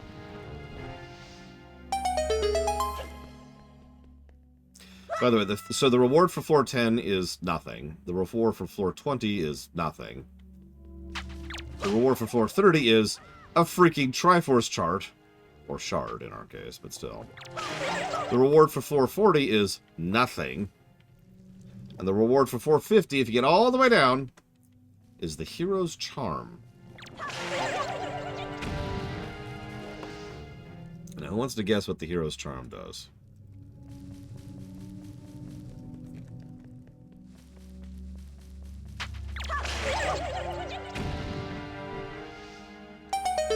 No, Walker, there is not. Defense boost? Yeah, okay. No experience gain? Okay, okay.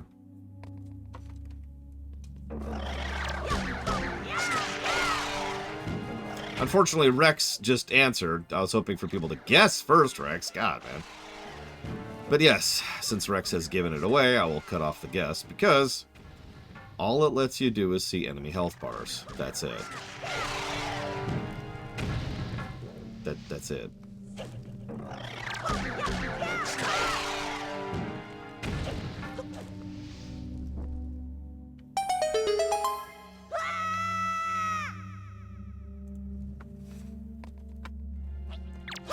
What's really sad is we've actually already fought things, like fought encounters that are harder than the encounters at the bottom of this particular dungeon. And I don't say that to be mean, but like, I'm going to use Paper Mario 2 as the example again for a second. So in Paper Mario 2, the way it's structured is every 10 floors you go down, it moves forward one chapter in terms of the enemies you face. So the Chapter 1 enemies are down to floor 10, Chapter 2 enemies are down to floor 20. But there's not 10 chapters in that game. So what they did is they actually invented new enemies and new encounters for the final few floors. So there are enemies you will never face anywhere else at the bottom. Those are the hard enemies. And again, the whole point of this kind of endeavor is to be the super optional hard mode, right? So I was with that. But here, the final floor is just some dark nuts. Right before that is some Stalfos. We've fought Stalfos before. You know? Point in fact, there are no unique enemies in here.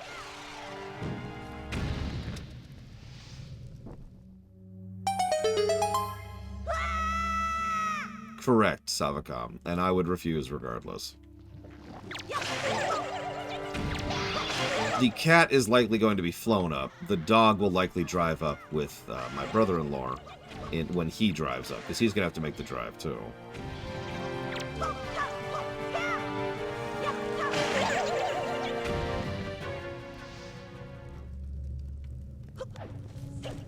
There's not a lot of other alternatives there, Trihexia.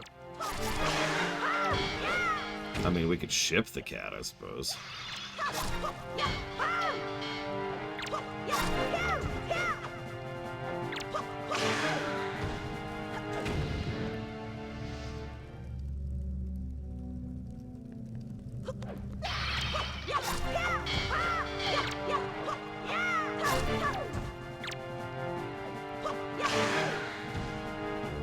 Seconds and minutes. You cannot attack an enemy when they're prone.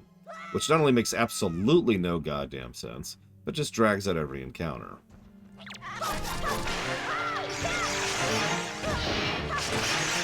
Cats can ride in a car, obviously. I've done that. But a cat isn't riding in my car, period. So that's a non-starter. That's problem number one. Problem number two is there's only one other car. The one that he's taking up with the dog.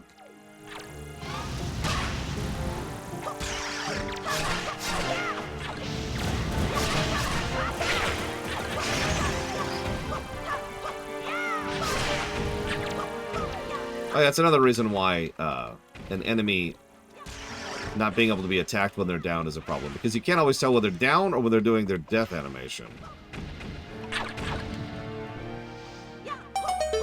I mean, if you want to take a 15-hour drive with a cat and a dog in the car at the same time, that's your business.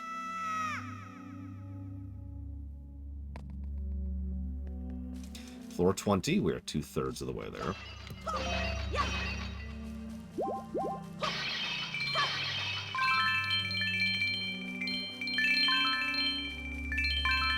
Actually, they get along with each other fine, but they are also very playful, is the word I'm going to use there.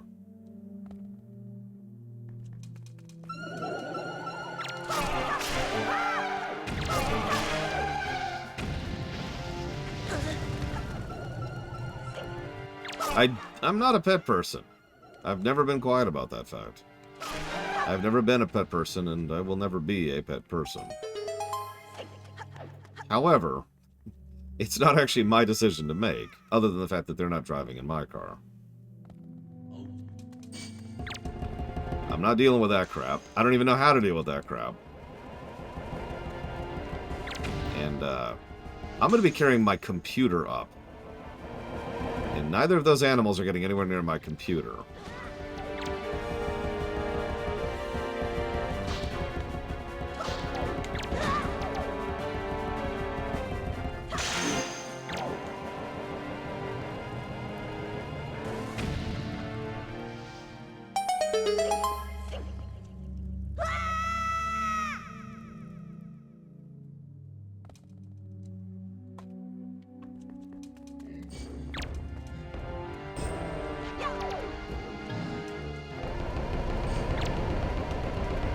I'm still figuring out some of the specifics of logistics of what I'm going to eat on the way up there. I might go with the old standbys. A case of bottled water and one of those giant packs of beef jerky. I mean, I'll hit fast food on the way up, but, you know, you don't want to live on fast food on those kind of trips.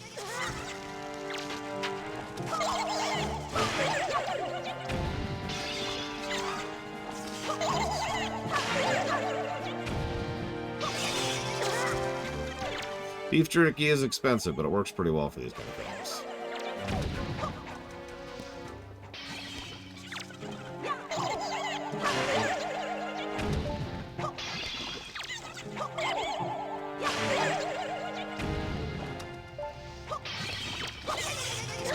I got ahead of myself there.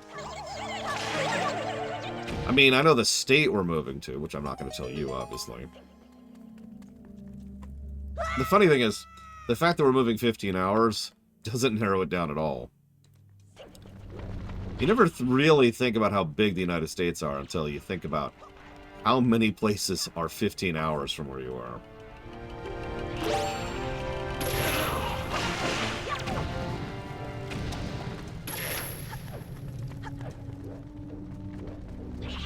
I say 15 hours. It's an estimated 12 hours, so I'm pushing it up to 15 due to things like traffic, unexpected stops, occasionally pausing to be capable of moving my legs, stuff like that. No, I'm not going to disassemble my PC. That would be insanity. No, this is a pretty solid tower. It'll be fine.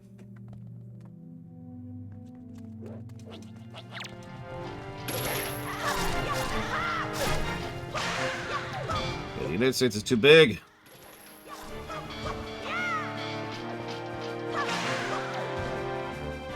Yeah, someone do me a favor, if you don't mind looking up, like, Google real quick. If you were to cross Texas, just Texas, like west to east, how long of a trip is that?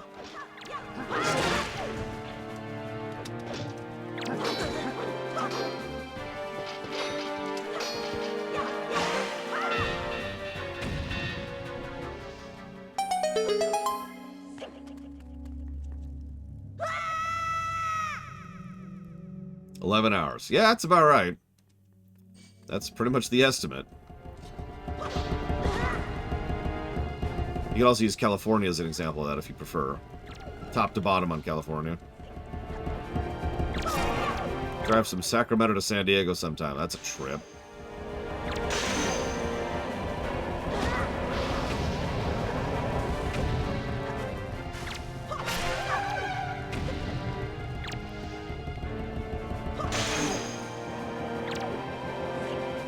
Yeah, I've done these kind of trips too. I once drove from around Sacramento to Topeka, Kansas. That was a fun one. I am also the one who drove to where we used to live. Which I guess I shouldn't say out loud, because even though it's a couple trips ago. It was about halfway across the country, let's just put it that way. It was just me and the U-Haul dragging my car behind it. I ran out of podcasts, if you could call them that, because this is a while ago, and I'm not sure podcasts existed back then. I was listening to Eddie Izzard for the most part.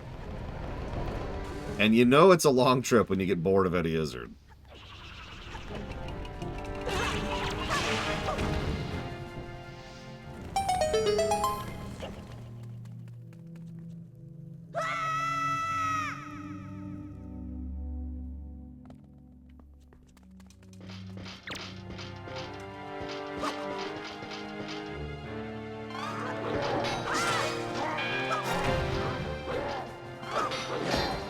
I've actually asked a few friends of mine if they'll be available to play D&D with me on the trip. Because, let me share a little bit of a life hack for you, because I've done really long trips multiple times in my life. D&D is one of the best things you could do for those long trips, because it's mentally stimulating, and it varies, right? It's not like just listening to something or watching something. You are actively doing something that helps keep you engaged, which helps keep you focused, and, you know, makes the time pass better.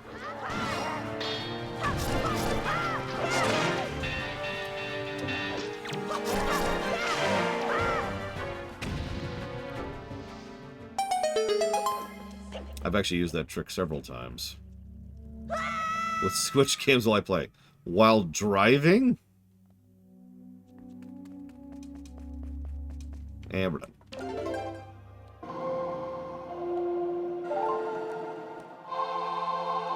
I've done both, Yura. In this case, I'll be on the phone with someone.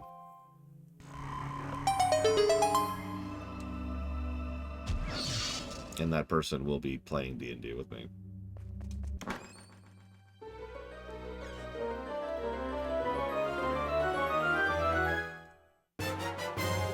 There. Very for sure.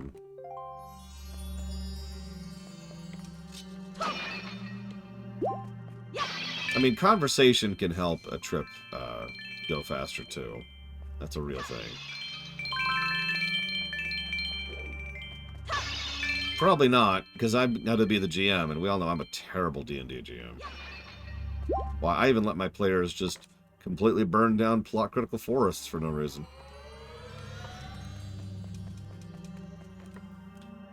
Okay, so... in the HD version... Anyone ready for the number? So in the GameCube version, you need 3,184 rupees right now to progress through the game. That's MSQ. In this version of the game, They have lowered that substantially, so what we require is 1,196 rupees. Now that is honestly still kind of bad, but it's a lot more manageable. I know several people who reached this point. Like, alright, let's go ahead and let's, you know, go talk to Tingle, and it's, you want how much money for this?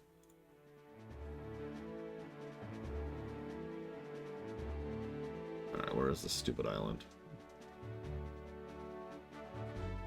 As usual, it doesn't tell me the coordinates of the island. That would be helpful.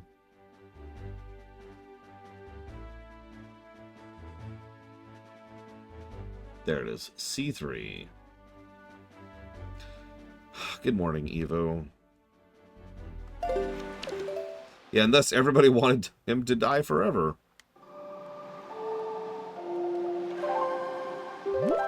And yeah, that's still MSQ, and that's still not great. It's only really doable. Because I knew that was coming, and I've been hoarding rupees this entire game. I should mention there's plenty of other things I could have been spending rupees on that I haven't been.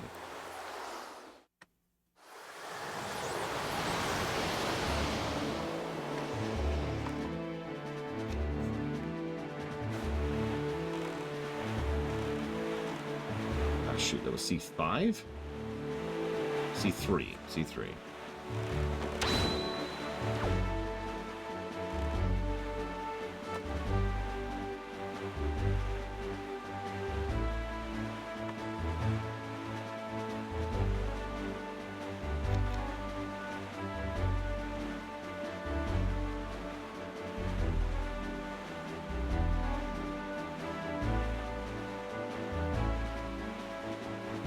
So, obviously, nobody likes Tingle because they have to dump thousands and thousands of rupees on his face. But hang on. There's actually another reason to not like Tingle. I'm not sure you want to see it. But you're going to see it anyways. We're going to play Quest 64. That's why people hate Tingle. Because he's in that. That would be funny.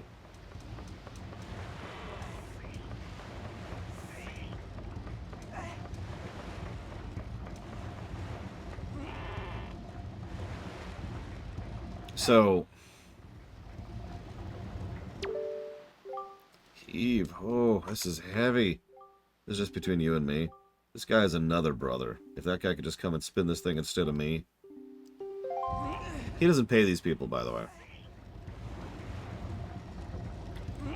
It's his family. You have a Tingle bottle, do you know? No, if you're not really a fan of it, don't worry about such things. The Tingle bottle is sort of complicated, I suppose. Don't get out of your way. No, really. It's quite amusing, the Tingle bottle. I mean, but I would not expect you to. Yeah, I'm not doing it because I physically can't. Oh, yeah, this is another thing that family-run businesses do. Mr. Fairy, I've been longing to see you, sir. What should we play? What do you want to play? What? You're not here to play. That fragrant, musty scent. Sir, you found a chart. Splendid, splendid. Show me, show me. You can't read that chart in its current state. It's impossible, sir. Would you like me to decipher it for you? For 398 rupees?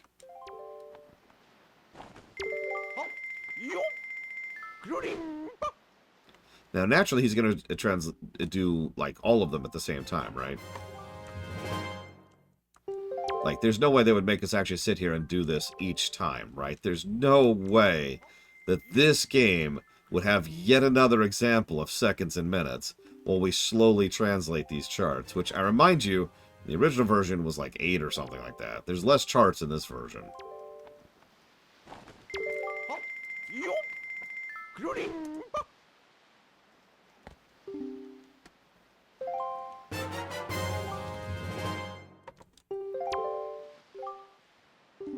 Let's try very hard to find treasure. Yep, yep, yep. Slave driver. Wait a minute. Do you see her sword? It's actually glowing, which means it senses evil nearby. Therefore...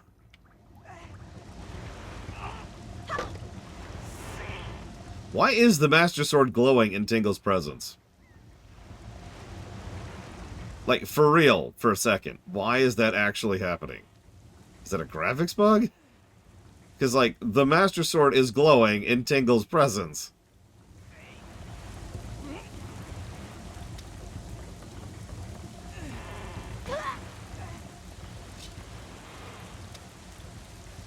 Okay, apparently it always glows. That, sure. It always shines in the presence of orcs.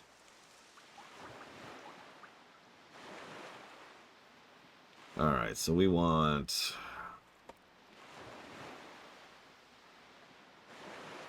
Ugh, yes, hang on.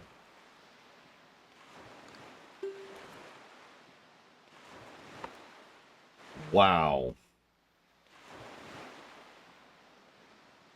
Okay, hold on. To continue just how awful this is, and I'm sorry, I like treasure hunt sequences, I do. I like being shown a chart or a picture of something and told to figure it out. I like that in Skyrim, I like that in Red Dead Redemption. I'm sure there's other examples of that.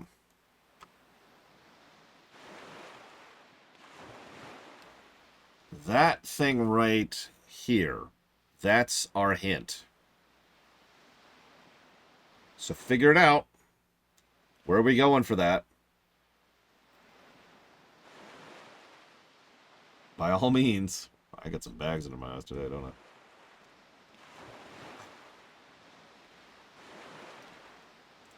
So anyways, according to the walkthrough... Yeah, Chocographs did this too.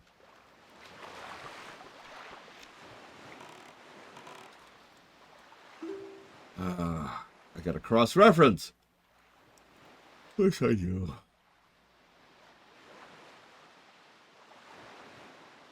B4. It's actually right here. We'll just go there.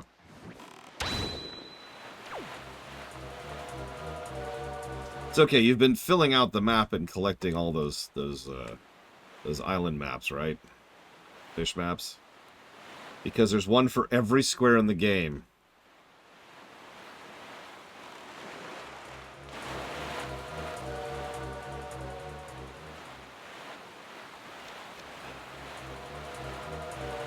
I'm trying, Evo. I'm trying.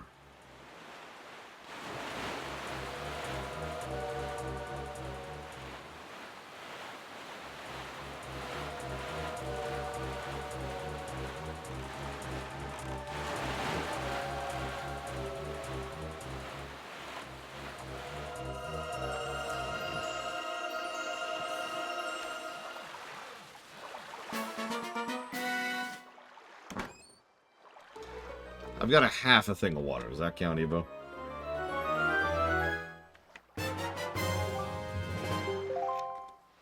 Okay, next.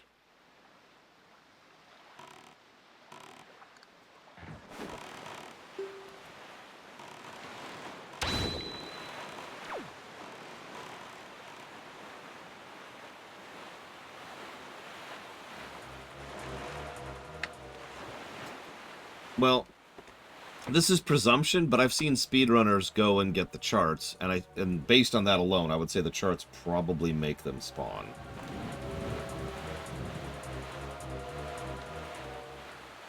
How about in about 2 hours? Does that count?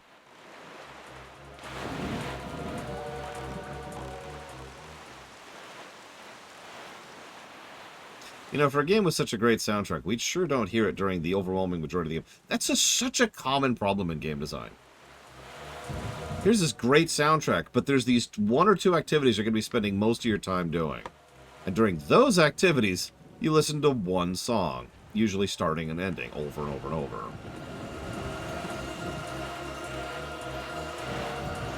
Oh, I'm off by like an inch. As usual. Come on, where is it? Where is it? Where is it? Where is it? 6. Why do these go invisible when you get close to them? The answer is, of course, padding, so you have to do what I'm doing right now.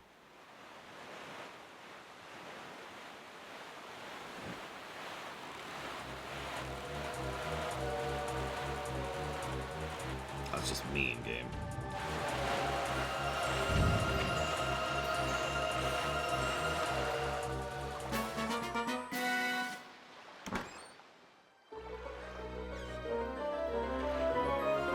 I didn't notice that that was a thing, Monobrent, admittedly. I should have known that I should stop looking at the game and start looking at the controller, because that's just logic right there.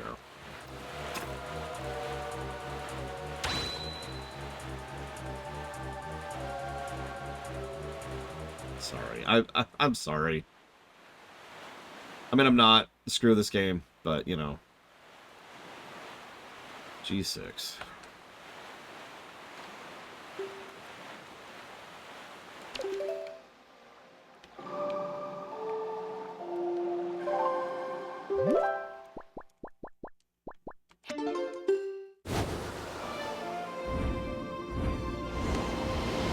I mean, it is bonkers to me that these people made Twilight in between Wind Waker and Skyrim. Of course, Evo. And if you don't, I will destroy you utterly. 1, 2, 3, 4, 5, 6. Just so you know. So I'm just going to watch this and see what happens, because I'm curious now. I'm going to stop watching the game. There it is.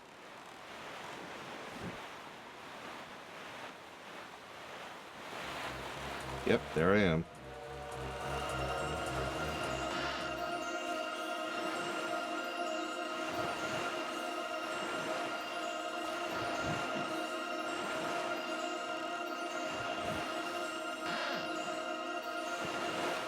There it is. Just better to not even look at the game. That's hysterical.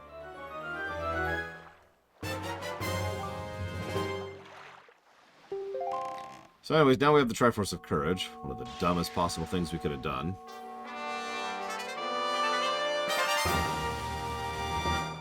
And that was the Triforce Hunt.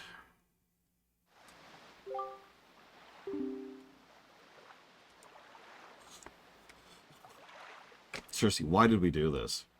This is so stupid. Why did we do this? Alright.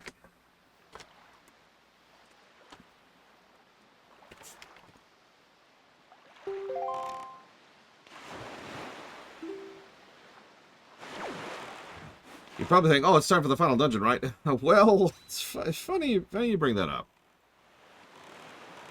Let's get on course here. No music, of course.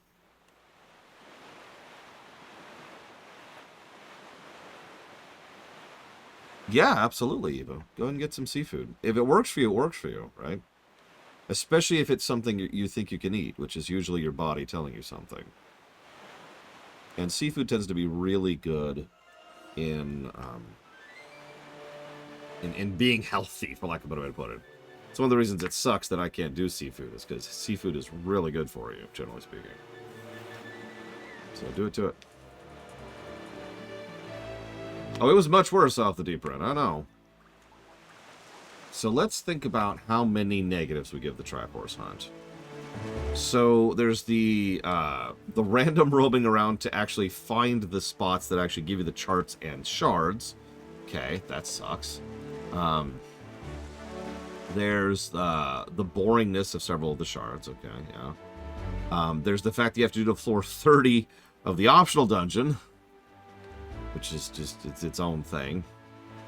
And then you have to go to Tingle, dump rupees on his face, and then do another overworld search in order to find these things. And that part's not terrible.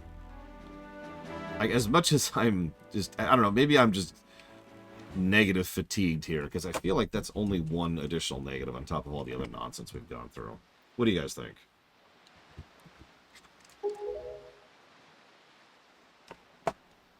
Hey, I got the Triforce of Courage.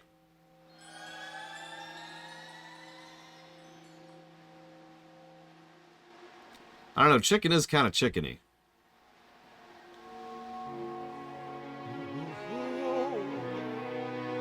Yes, the Triforce now dwells within you. Yes, we have earned it. We weren't born with it. We weren't destined into it. We frickin' earned this crap. One of the things I do like about this game.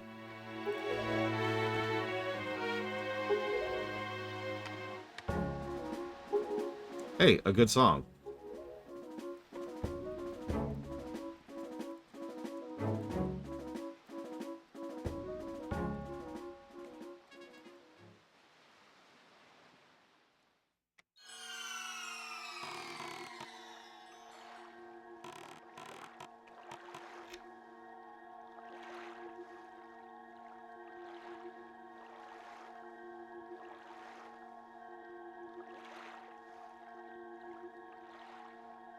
We also had to get the cabana. Forgot about that.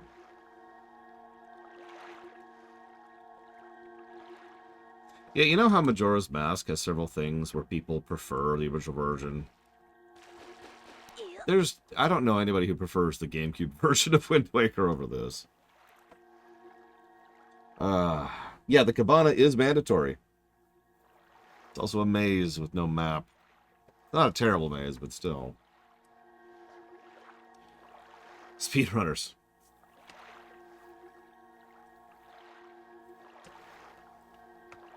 I acknowledge that people have different preferences.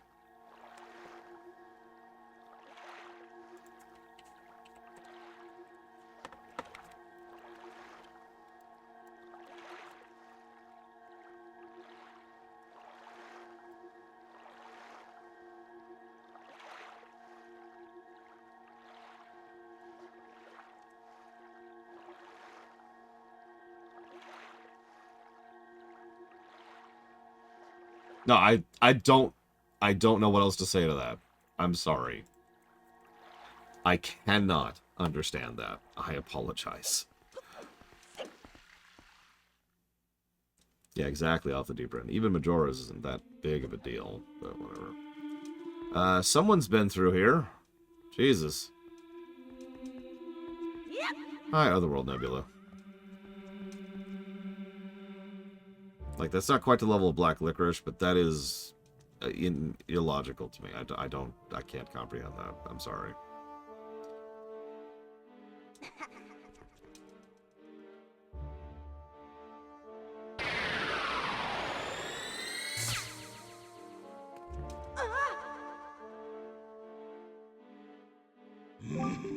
You have deceived yourself. Do you think you'd be safe inside the castle? Foolish. Now that my power has been restored, there is no safe haven for you. I have taken your precious Zelda, and here you shall fall into eternal slumber.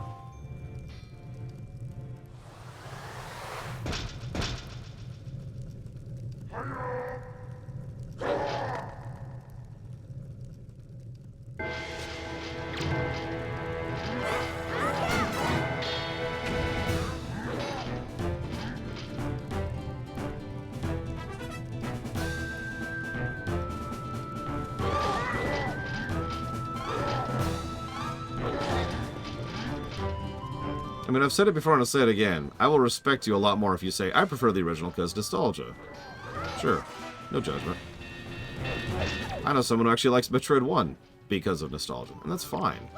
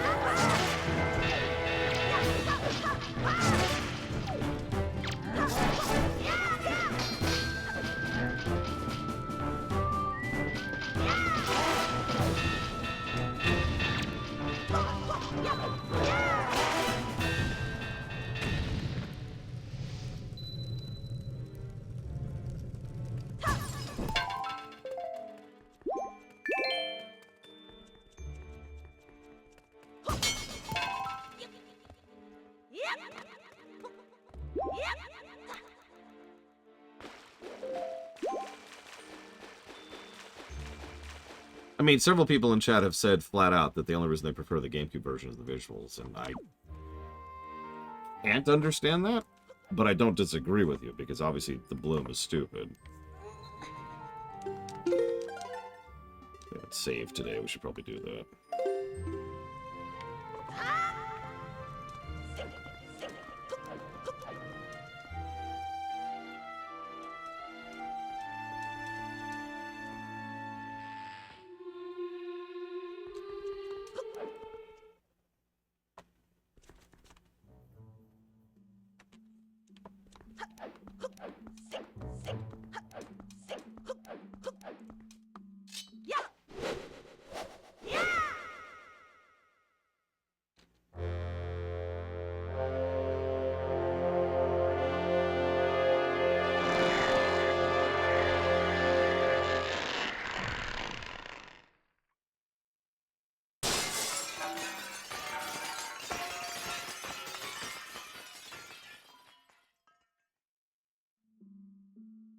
Thus, we have defeated the speedrunner wall. Barrier skip achieved.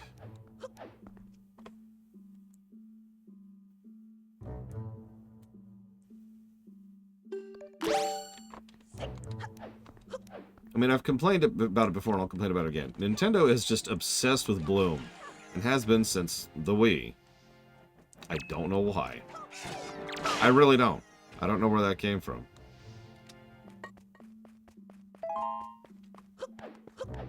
It's weird.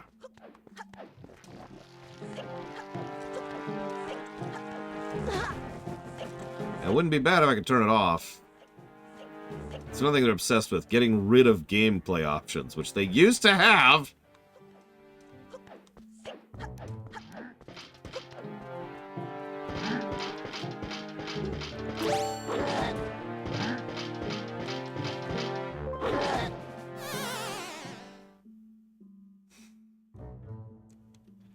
Really wish I could have paused while switching items. What was the other game that did that? It was a Skyward, wasn't it? That didn't let me pause while switching items.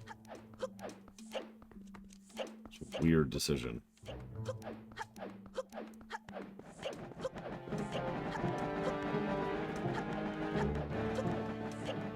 I'm sorry, I have to correct your sentence. You made a grammatical error there, Yura. What you were supposed to say is, no Bloom.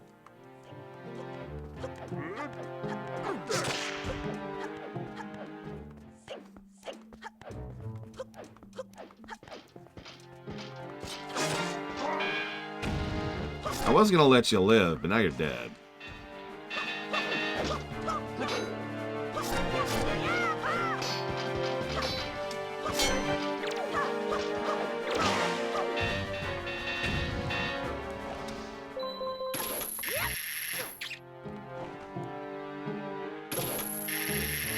I don't like to use words like overrated, because it's ultimately just an insult word. And it's not insulting the game, it's insulting the people who like the game. I don't like to do that. So, this is my favorite song in the game. I'm closing off the guessing game pretty soon, by the way.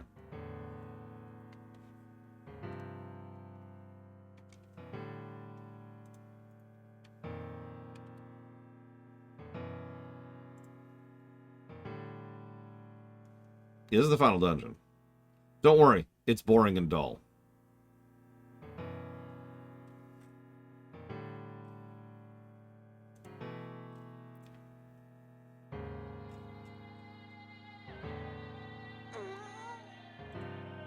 You know what, hang on. That's not gonna work, is it? Ah, whatever. Here, just so you can hear the damn song.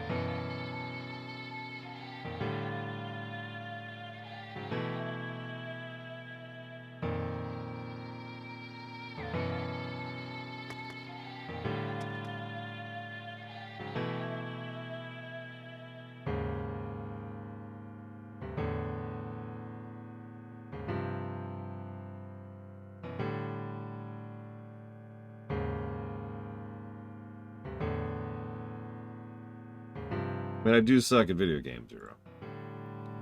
Alright, back into it, back into it. Let's just push through this. I'm closing off the guessing game, like, basically now. If you haven't guessed, well, then it sucks to be you.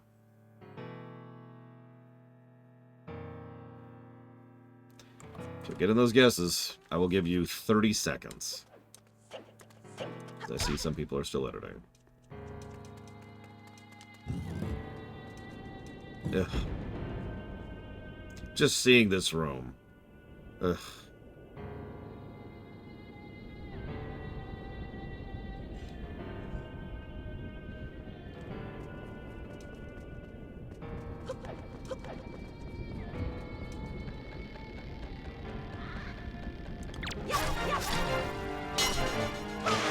Desiccant Bellicalic.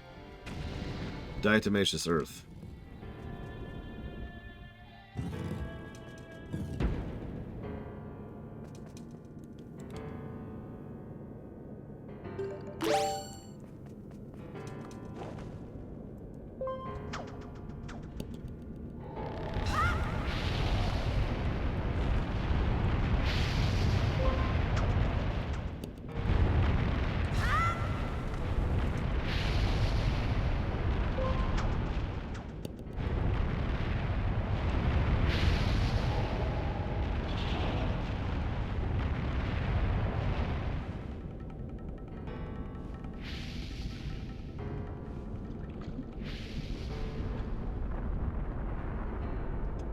Game.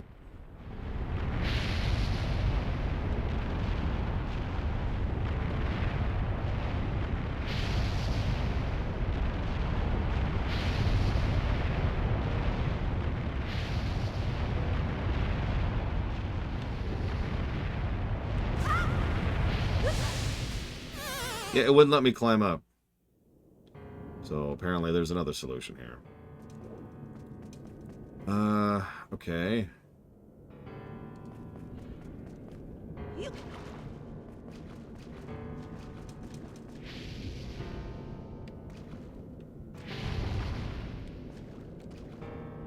That, sure.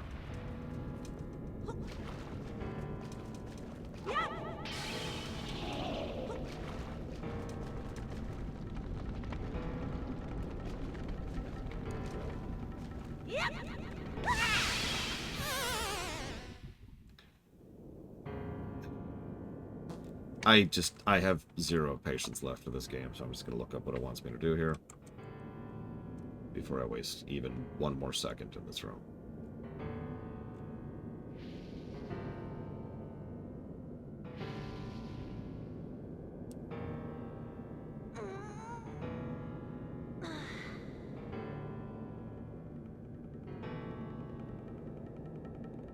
Yeah, I'm supposed to shimmy up the rope. I had it figured out immediately. Okay.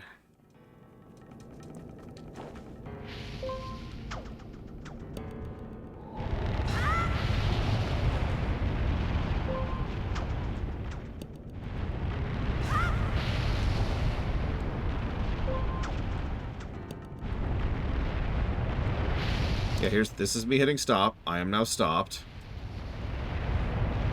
Okay, apparently I have to hold stop while going up. Got it. That would have been pertinent information at any point in the game. It's literally never come up until this very second.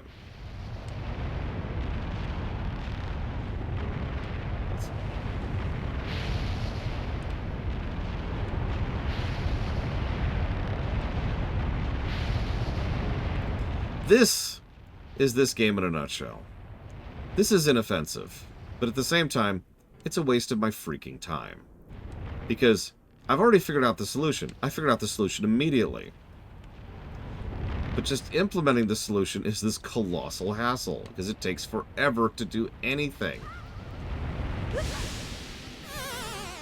then I have to start all over again. Because I just apparently couldn't get the right angle or height or something else. And honestly, I just really want to put the game down. I just want to stop playing the game. I would give so much to not have to play this game anymore.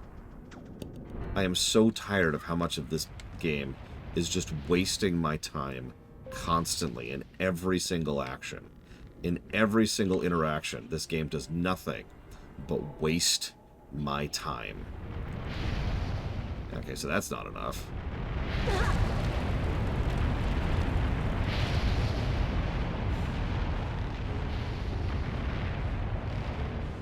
This feels like playing Starfield. That's a good way to put that. I agree with that. All right, so sure.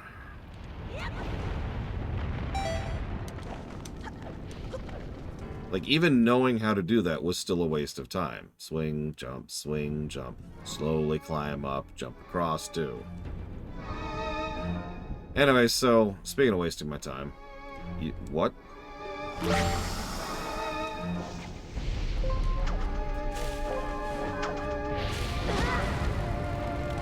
Cool.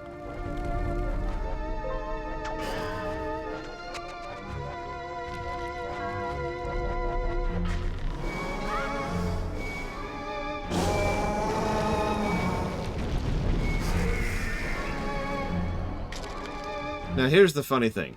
This is a boss refight, right? But I've heard some people argue that the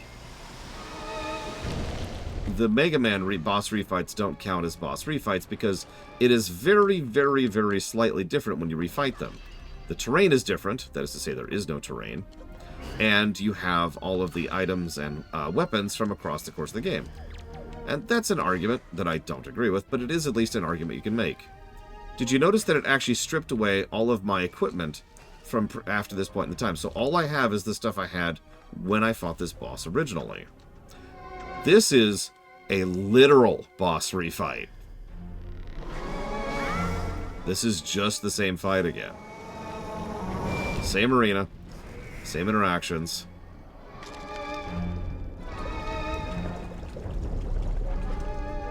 Yeah, the only difference is my HP, and that's it.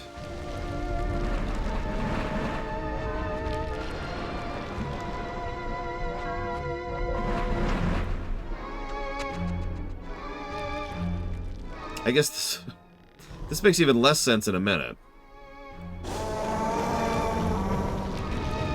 You know, it's grayscale because I have no idea why.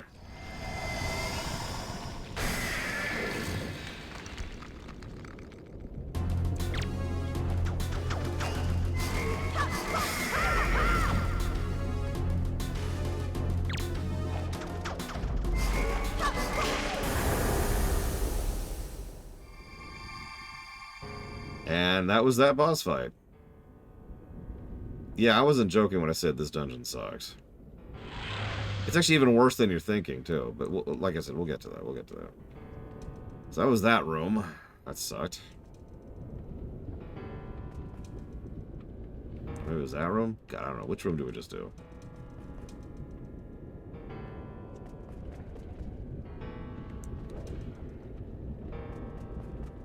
Do we do this room? Jesus, I'm actually turned around. I don't know which room we just did. Well, you see, Dame Celeste, actually adding in new animations for the boss kill couldn't be done. No, I'm dead serious. You can actually tell, really, that this was rushed. Hear me out for a second. Think of it from a design perspective. Think of it from a programmer's perspective. So let's say you've killed a boss. What happens when you kill a boss? An animation plays. There has to be some kind of feedback. The boss goes, I've been defeated. It explodes, right? Thing is, the original boss death was something custom tailored to the original events. Something that doesn't apply here. Because that's not actually Valu. That's not actually the volcano at Dragon Roost. And you're not actually there. So they can't really just show the same boss death. So they can't use the boss death. And they don't have time to come up with a new animation. So instead they go this... which is the cheapest possible way to do a transition. Instead, it's just like, oh, yeah, boss is dead. That's it.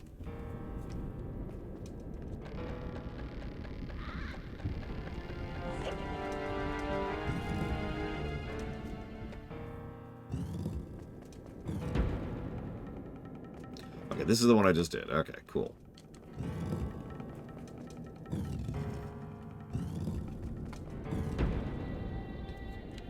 I have heard such a thing before, Ira. I will admit I don't understand it, personally, but I have heard that statement before. It is so obvious that this game... There are parts of this game that clearly went through QA testing and polishing and editing passes, right? Clearly and obviously. And then there's the rest of it. And I'm not saying that to be mean. I'm saying that to be, like, factual. There's just parts of this game where you can tell, you know, a QA team went over it. And then this part of the game, which they didn't. You know what I mean. Even if you're not analyzing the game, you can always tell when the QA team pretty much just stopped having access to the builds to work on them.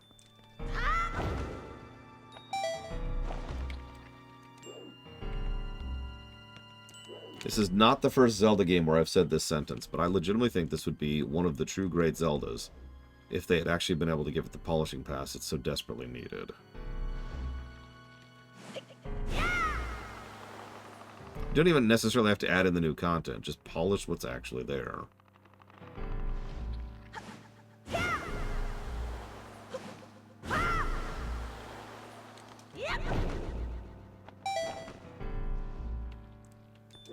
Yeah, I did too here. It's almost like I gave them several positives. The only real positives I gave this game for level design.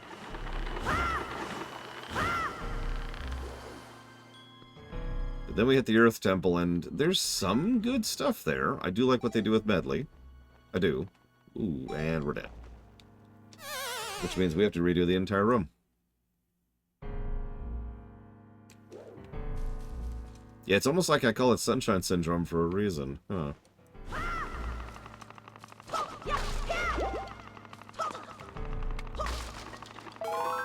Same time, same mandate. In several cases, same developers. Gotta hit that deadline.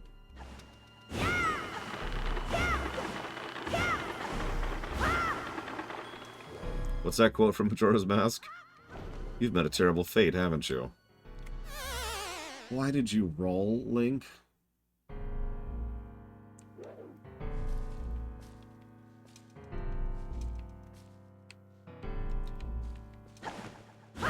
No, this won't be a net negative. The story's going to carry this game.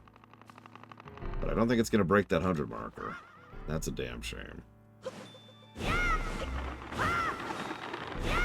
I don't know what that is, and no, Trihexia. I don't like feeding the trolls.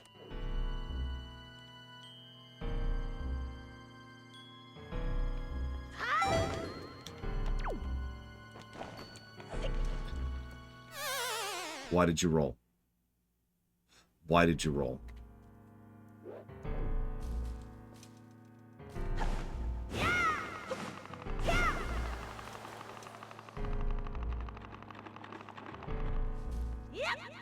Yeah, the outro is going to score quite well. This is actually one of the best outros in the franchise, believe it or not. Not counting the dungeon we're in, obviously. I don't even want to get into that.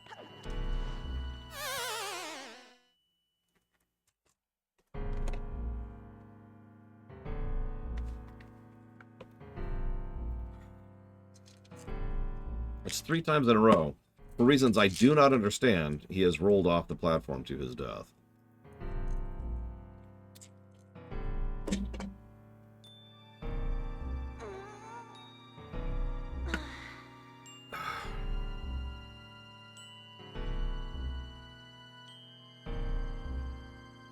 I'm not pushing forward. That's what I thought I did the first time, Yura. But then the second and third time, I wasn't holding the stick at all. I was dead sticking, and he was just like, whee! Splink step.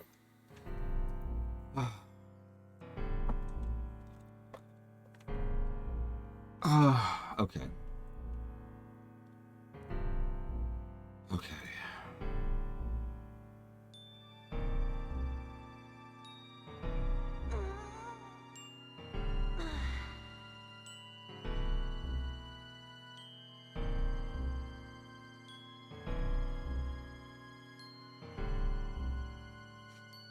They probably didn't give them the budget and time. It's a very, very common problem that developers, excuse me, wrong word, executives seem to think that remaster means cheap and dirty resale. But a good remaster requires time and effort and work.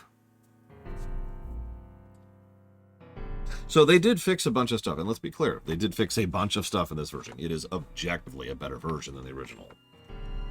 But as to why they didn't fix everything else, probably didn't have time. Or they weren't given time, or they weren't given budget, or nobody cared. There's all kinds of options here.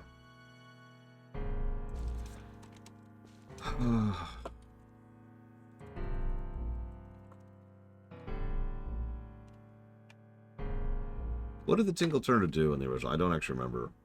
It's been a while. I know that they used it for speedrunning specifically, but I don't remember details. I just hang on. I need a moment, okay?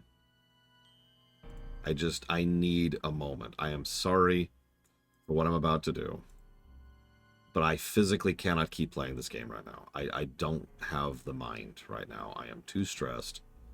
I am too panicky.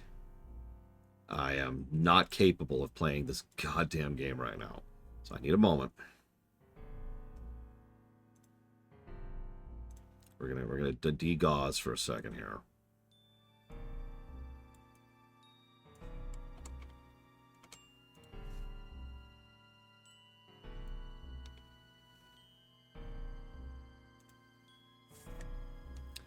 So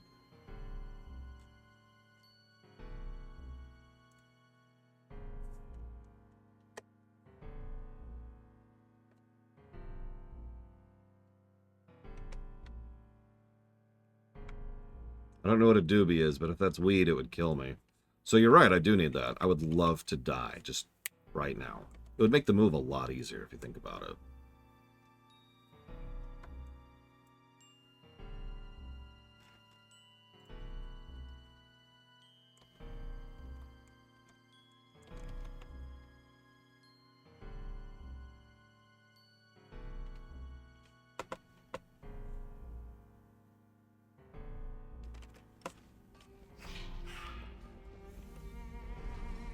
How may I aid you? Be careful. Speak. Guard yourself. You seek answers? Guard yourself. I'm rather fond of this particular outfit, actually. So I'll take a small flex on that. How many of you have not yet seen the mode I am currently playing, the Pandaria remake?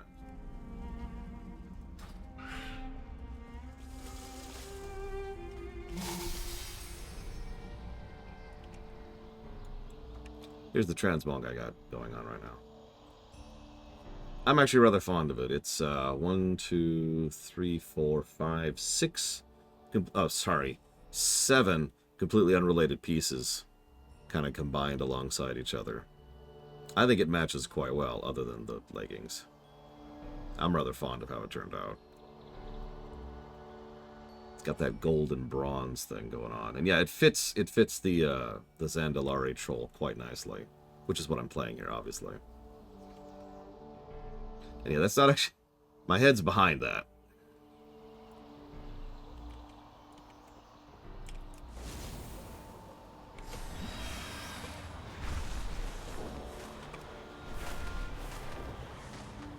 Yeah, that's... If I ever make something that looks like a matching set and isn't, then I have achieved my goal. And that's kind of the challenge I usually set for myself when it comes to transmods. Oh, that was quick. Perfect.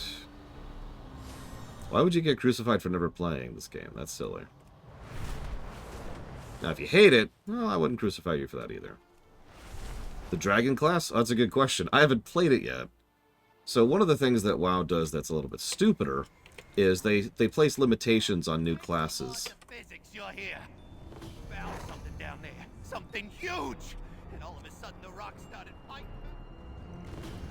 And dead. Well, I couldn't even reach the damn guy. So they do this thing where there's the new class, and it's like, hey, here's this new class. Cool. Everything's cool, right? Wrong, because you can only make like one of them per server, and only if you have like another level 50 on the server, and there's all sorts of dumb restrictions on making the new class. So what that means is if I was to make an evoker, I wouldn't actually be able to make another evoker for the review run. So, knowing the review of one was coming, I've actually saved my Evoker. We'll be making one live on camera. I haven't even parked one yet. So I have no idea how the Evoker plays. I am very looking forward to it, because one of the playstyles I've always enjoyed in cooperative games in general is the buffer. The buffer and the debuffer, the support. And I am hopeful that that's what the one spec of Evoker actually will be. That is apparently what they've been saying, and of course, there's a lot of worries that they would nerf it into the ground. We'll see if they actually do continue forward with those nerfs when it comes to War Within. But, at the moment, it seems to be cool. God, stop dazing me! You can't stop me!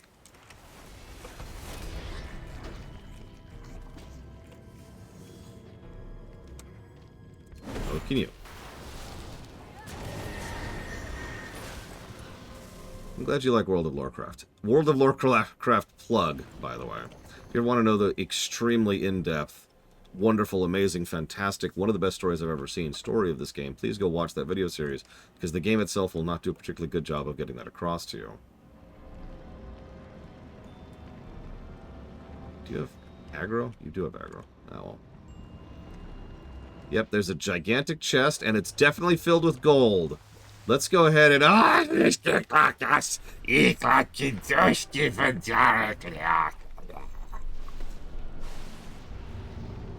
now he has tentacles growing out of him. Says... Containment failure. Active defense matrix enabled. Power And he's dead. units activated. And that was that.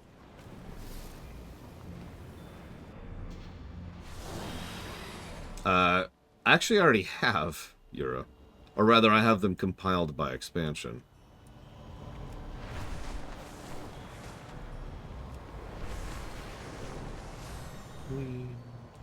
I love dragon riding.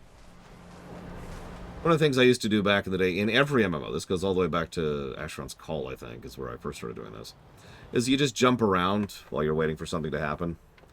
Well, in WoW, I can fly around. There's our raid. Let's get some height.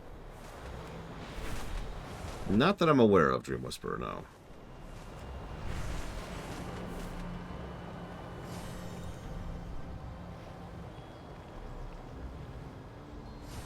Alright, who is it hitting? Yes, tanks!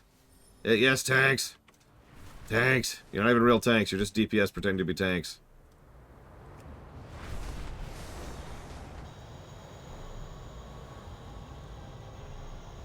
Yeah, Cataclysm sucks! Worst expansion ever. I anticipate Cata will be one of the highest scoring of the expansions, obviously. Of course, I'm one of those people who's really positive about Cataclysm. Ignore all this, this is story. Nobody cares about story. Time for thousands of years. Nobody cares, nobody cares. We're not here for story. Yeah, death to story. Many young Pandaren warriors have vanished into this. The more And yes, that's Jim Cummings. power over the stones of the earth, their magic lingers on, even centuries later. Someone do me a favor. When did Mists of Pandaria come out? Could you look that up really quick, please? Boss is dead. That was close. No, it wasn't. 2012. So it's been 12 years since this game came out, right? Mechanisms Keep that in mind for a second. activated with the demise of the Guardians. I fear what we may find within. Yeah, I wouldn't be afraid of anything Will here. have awakened a spirit of some kind. If the stories were true, we have under your So soul. this is Feng, the Accursed. He's actually kind of an interesting story. See, he was one of the advisors to the Mogu emperors of old, and he was one of the ones who would end up giving them truthful and honest advice, which was obviously his mistake, because what they wanted to hear is what they wanted to hear, not what the actual truth. So as a result, he was cursed forever, and now he's dead. What horrors await? Feng the Accursed was betrayed by 4 emperors of the Mogu. His body destroyed each time, only to rise again. And yes, you could pull mobs through the door. We have seen of Feng. So, you see that little tidbit he just said? This is not the last we've seen of Feng. In the last 12 years, Feng has never come back as a character. Weapon with kept in the depths of the vaults. So here's some Zandalari. I did not tell you earlier. These vaults house a weapon of unimaginable power. Stop them. So there is a super weapon in here. I'm willing to give it a pass, though, because it's actually a very intelligent super weapon. Don't worry, we won't see that today. We'll talk about this when we review this. I did. Time to play, friends.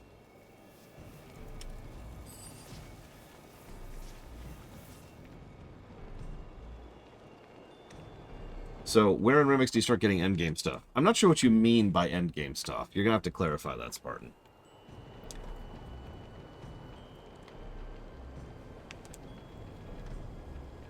It be dying time now. That's true. It do be dying time.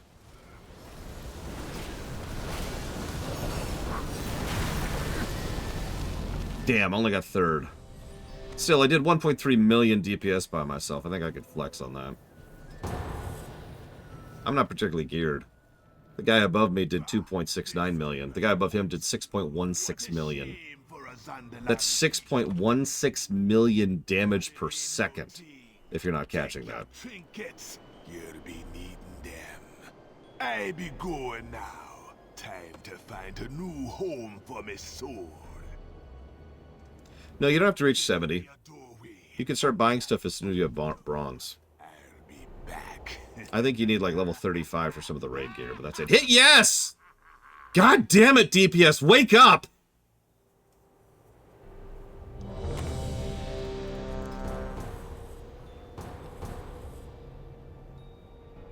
Oh, not again. Wake up! Wake up! The queue's popped! God damn it. My item level is 346. Well, it says 323, but it's actually a lie. I'm 346 across the board. I haven't actually been raising my item level at all. I've been spending all of my bronze on collectibles. Oh my god, is we're going to have a second person who fell asleep at the keyboard? 2, 1. Jesus Christ. 2 in a row. I guess we'll get some bronze while we're here. You know, I feel like being stronger. I'm going to give myself plus 600 stamina permanently. And plus 300 mastery permanently. There we go. That sounds like a good idea.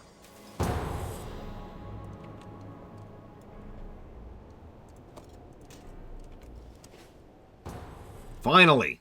God. Sorry, I'm not in a mood today. So we're going to kill the innocent dogs, obviously. Have to kill the innocent dog. Very important, very important.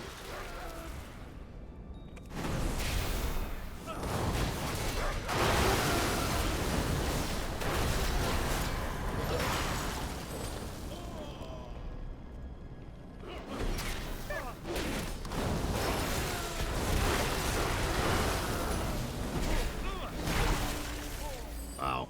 Apparently I'm the carry of this particular run. Archers, attack! Another down, another down, another down, another down. Do not relent. Yay! I hope it works, Bregman. Yeah, this is the WoW gameplay. Look at that. Look at how terribly WoW's reviewed here. Oh my god, it's terrible. Yeah, no, it looks like me and that warrior are the carriers. That's fine.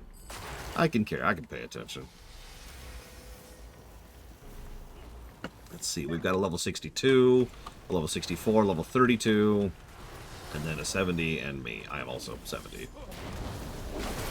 No, these are other players. Did you hear something, lad? Let me actually hit buttons this time. Release! Attack! Kill them all! My hound! Release the hounds! Don't just sit there! Kill the stupid animal! And he's dead. I bleed! But I won't die! What? No. No! Stop! Obey your master! I love that the dogs that he mistreated eat him, by the way. Alive. I do enjoy that fact. Our savior. Yeah, good dogs. Good dogs.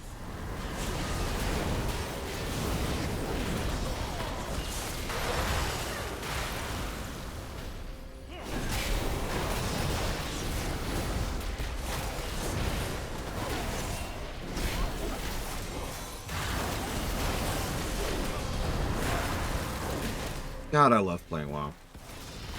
We'll talk about this when we get to the review, but this is probably the ultimate sushi game for me. I'm not sure any game sushis me more than this one. There is so much going on at all times, and there's so much to pay attention to. And you don't have to do any of it. But you can. You can squeeze out efficiency. You can squeeze out damage. You can squeeze out improvements at every step of the way. I don't have to. I don't have to like be trying as hard as I am right now, but I like it. I like trying as hard as I am right now. I like bothering. You probably can't even tell, but those of you more familiar with the game have probably noticed that my haste is so high right now that I'm actually bugging out the global cooldown counter on my hotbars over there. So I have to keep a mental track of the 0.75 seconds in between button presses, which is where I'm at right now. And I'm constantly changing. Am I hitting F because I have a single target, or more accurately, 3 targets? Or do I have more than 3 targets, in which case I need to hit Z? Is my C cooldown up? If my C cooldown is up, I need to go ahead and use it, but only if I have the room for the charges. If I don't have the room for the charges, I'm just burning it. Do I have a free proc? I should burn the proc before I do anything else. Every microsecond, I'm making decisions, even while doing something as mindless as just mashing a dungeon. And that's what I like about WoW's combat in a nutshell. Oh, and, once again, all of this is optional. You don't have to play at this level. At least not unless you're doing, like, mythic stuff. And this is super not mythic stuff. This is trash.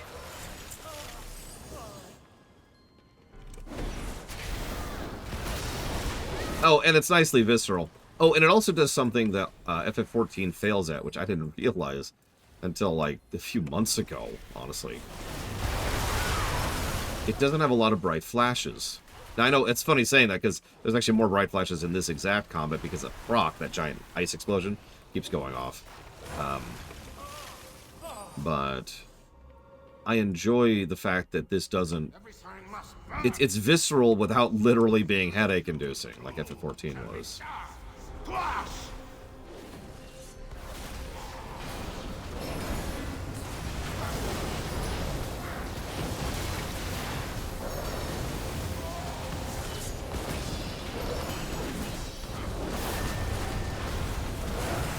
And dead.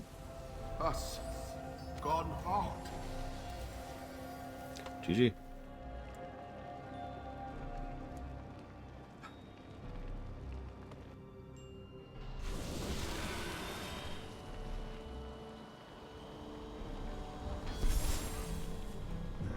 Yeah, I needed a mental break, Just the thing for you. and so I took one. What is your purpose? Protect the truth. Speak. Do not share what I have said. Is that here, I think? Yeah, so actually, you could turn off the spells in WoW, too, by the way. It's actually right there. So, sure, you can turn them off in FF14. You can also turn them off in WoW, and you don't have to turn them off in WoW. But it's got an option because this is a Blizzard game, and if there's one thing Blizzard has been really, really, really good about for years at this point, it is accessibility options.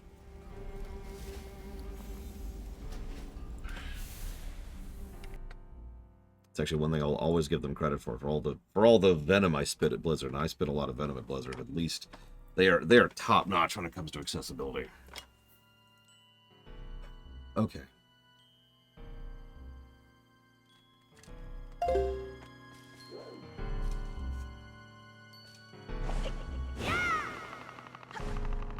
Actually, in many ways, they're the exact opposite of FF14 in that respect, because FF14 actually has pretty bad accessibility.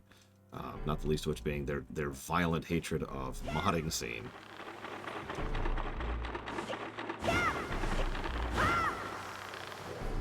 FF14 does not want you to customize your experience at all.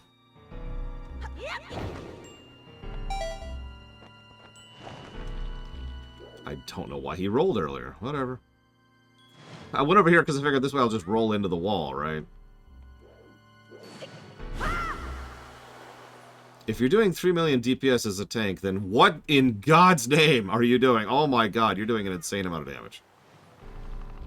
I was doing like a little over 1 million damage as a DPS.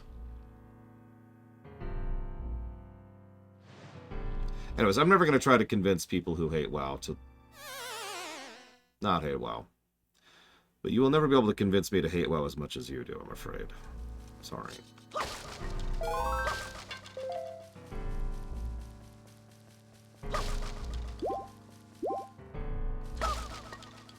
Brewmaster.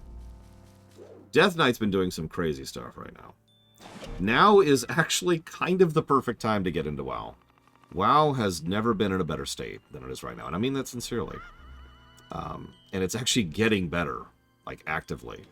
Obviously, there's the Pandaria remix, which is a great way to just see, do I like the game in general. It's not a great way to see, you know, do I like the challenge of the game or the content of the game, but it is a great way to try out the game, especially since, fun fact, the remix is free.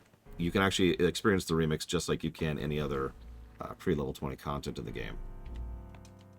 So if you actually want to see if you like WoW right now, you can grab WoW right now, have an account set up in like 5 minutes, go make a free thing, and then go try out the remix mode if you want to. Now, it's only free up to level 20, but that is plenty of time, especially in remix mode, to see if you like the game, especially since in remix mode, not only do they start you at level 10, which is a very good thing because it also sets up most of your initial talents and most of the initial kit of your classes. So if you want to try out a class, this is the perfect time to do so because you can literally make a class and just try it out.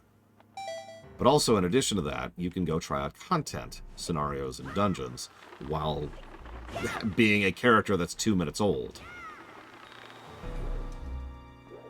There is functionally no barrier to entry right now to WoW, for good and for bad. So if you want to know if you like the game, this is the time to find out. That's on top of the fact that a major expansion is coming out soon, which is adding several more quality of life changes to the game, of which the game already has many.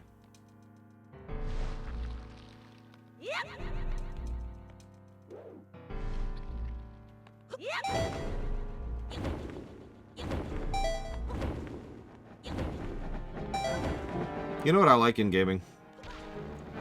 Boss refights where nothing's changed.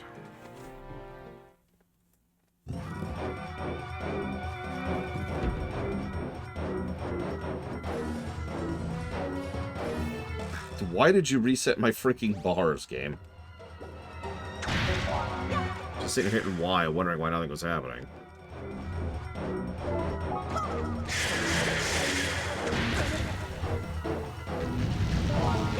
I will also add, since someone brought up the community aspect of things,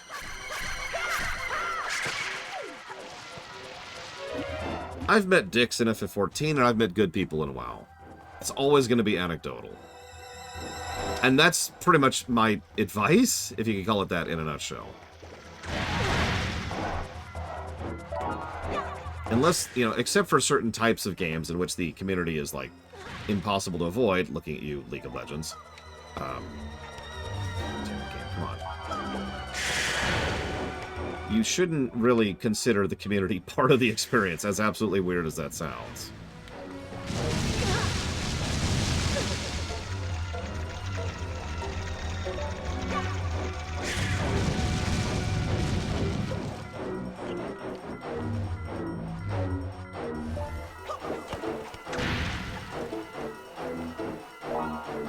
Also, you don't really need other people to play the overwhelming majority of FF14 or WoW.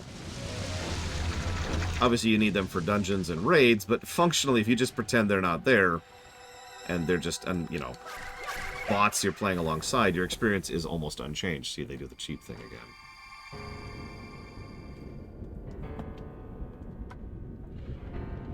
Yeah, you can play WoW as a single-player game. Now, I don't do that because I play WoW with friends. I play MMOs with friends. But you can absolutely play WoW and never really interact with another person ever.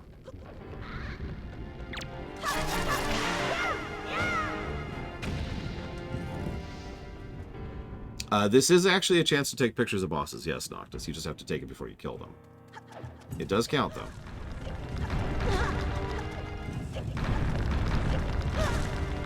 Almost managed that.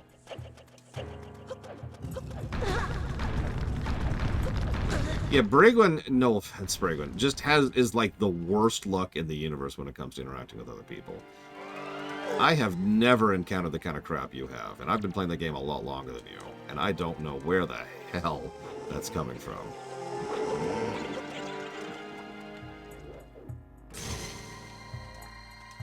But I can't say anything because no one else apparently has had the bad experiences I have had in FF14. So again, that's why it's all anecdotal, right?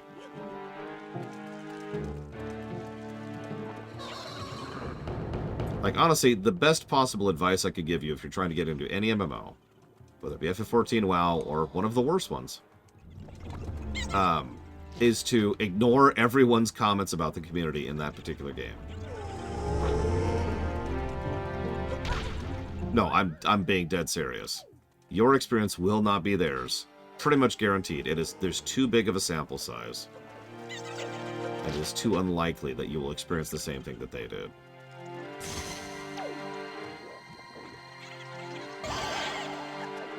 You're playing a game that has millions and millions of players. Do the math.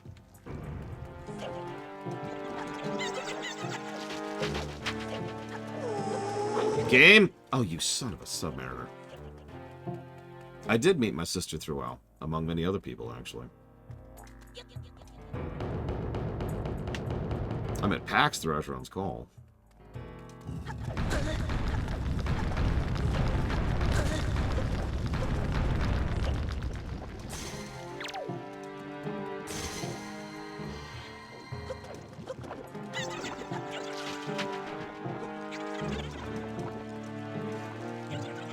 Hell, I've had good experiences in the Pandaria remix. Well, just to name something immediate. There's this common tendency in the Pandaria remix for people who have successfully made it to the endgame stuff to try and make sure to help out the newbies who are new to the Pandaria remix stuff. Like, that's a common tendency. It's become normal pattern. It's kind of funny. Anyway, so why are we fighting this guy again? Oh, wait, no, sorry. Wrong guy, wrong guy. I was thinking of the different guy. Ignore me. This is the Poe guy.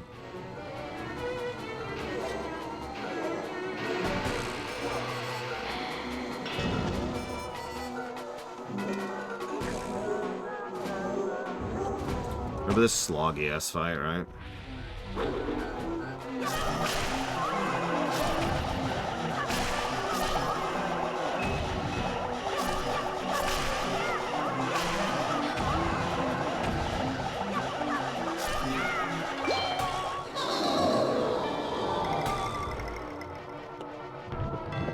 You've been playing EverQuest 2. Guys, we need to find Retro Justice because he's been replaced by a mechanaloid. Alright, so we'll save Retro Justice later.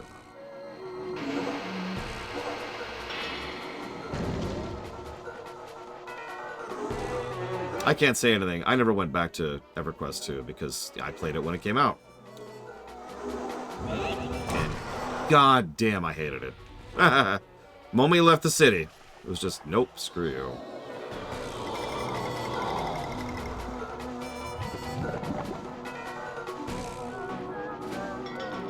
Exactly, Bleach. Sorry, I just noticed your comment about the bugs thing.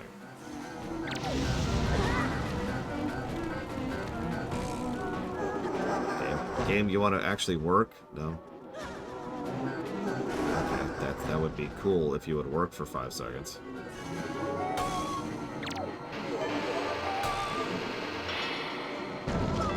I am so sorry, Retro Justice. We'll send a rescue party immediately. We'll save you from this nightmare.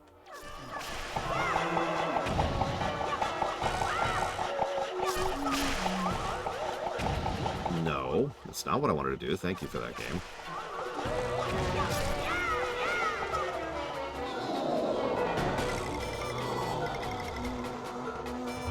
Actually, ditto, Yura. No joke. I've said this story before, but when I was collecting footage for the Lorecraft series, I had to hop onto Vanilla and do a few things on Vanilla just to get a couple of shots for things that didn't exist anymore. And good lord, did that make me appreciate retail. I am so glad that WoW Vanilla does not exist. Sorry, let me phrase it. I'm so glad I don't have to play WoW Vanilla anymore. That's a better way to phrase it. Okay, so Right as of this second in time, it would take you, if you know what you're doing, 45 minutes to hit max level in World of Warcraft. That's the current world record. Yes, they're doing speedruns of it. But say you don't want to just rush it. You know, you want to take your time and enjoy the experience. Okay, that makes perfect sense. So instead, it's probably going to take you about 2 days, maybe 3. Something like that. In WoW Retail, or sorry, in WoW Classic, or nope, still the wrong statement. In FF14, it'd probably take you a couple months. Give or take. There are mechanisms in the game to help speeding up leveling. Most of them will probably not apply to you.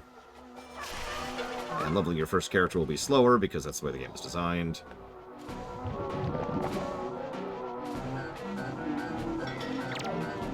I have actually complained that leveling is entirely too slow in FF14 for basically its entire existence. And I stand by that. That is not a statement that has changed.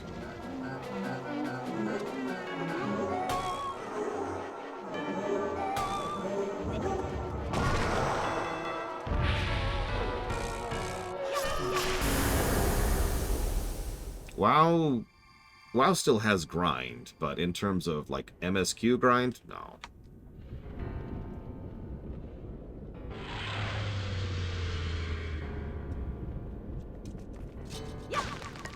Yeah, it's actually funny. I think FF14 and WoW both fail on the story axis, and I mean that sincerely.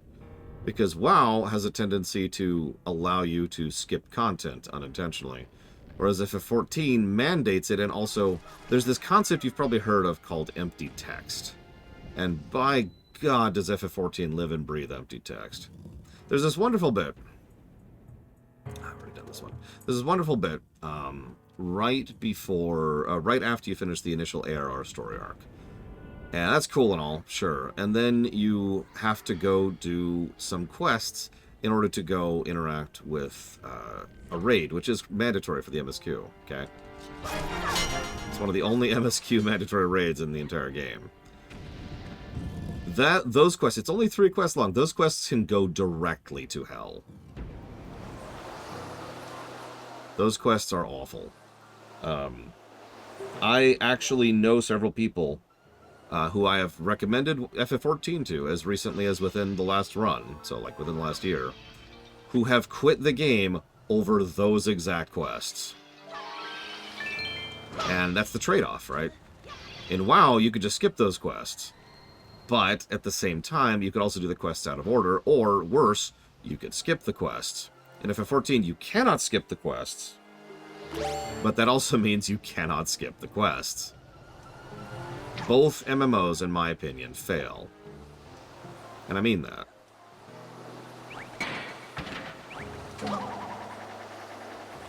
Okay, so that wasn't hotkeyed because I keep forgetting it's resetting my hotkeys. It resets your hotkeys every room, by the way. I don't know if I've been telling you that. It's really irritating.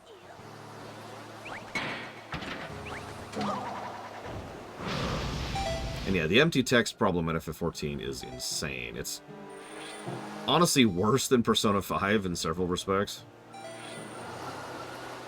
It does eventually get better, but, I mean, by that point you've already sunk 200 hours into the game just to get to that point, you know? I will also say that on the gameplay axis, WoW is just kind of crushing it, but of course it is. WoW has had more time to spit and polish. FF14, I pointed this out before, FF14 is following the same general development path that WoW did. They're just like about 8 years behind, which makes sense considering FF14 didn't actually come out functionally until Pandaria was out, which I keep reminding people to remind you of just how recent FF14 really is. So here's the boss fight you missed earlier.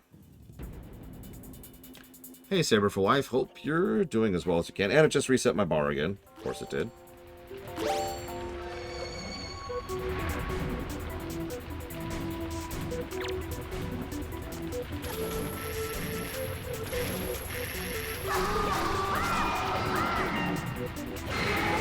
I am one of those people who does not enjoy FF14's global cooldown. I get why they do it. It's not terrible. And the class design is pretty good in FF14 in general, so I'm willing to walk past it. Okay, that's not what I wanted to target. Thank you, game. Thank you, game.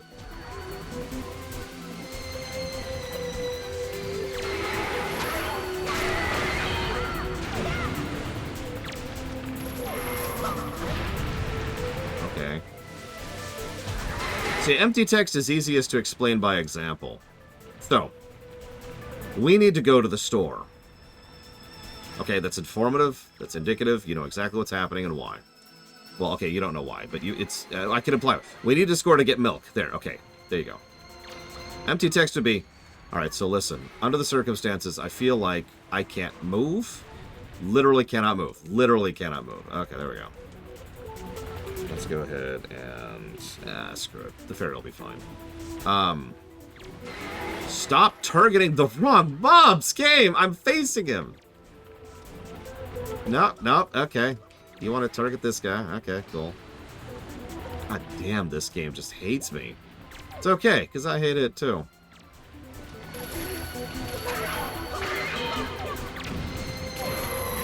And of course that's what happened. Happened to me twice the last time I played this.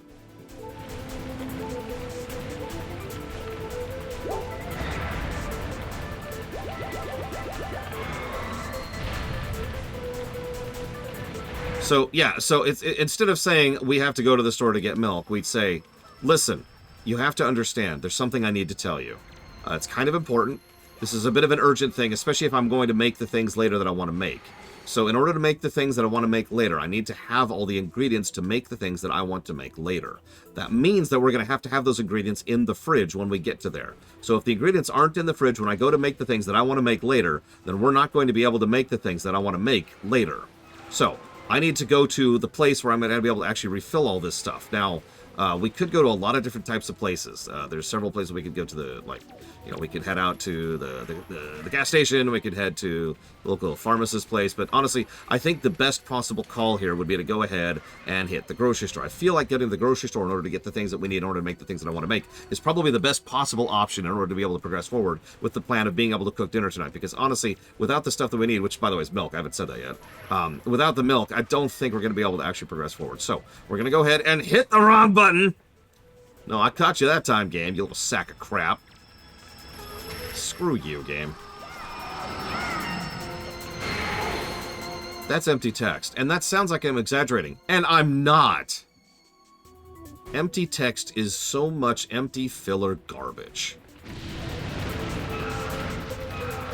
It is saying the same thing with twice or 5 times. If you've ever made an essay, you know, you ever go to school, you have to make an essay, and the essay has to be 1,500 words, then congratulations. You have been guilty of empty text. Although I blame your teacher, not you. Yeah, Persona 5 is where we came up with the term, I'm pretty sure. It was bad in that game. Word requirements are terrible.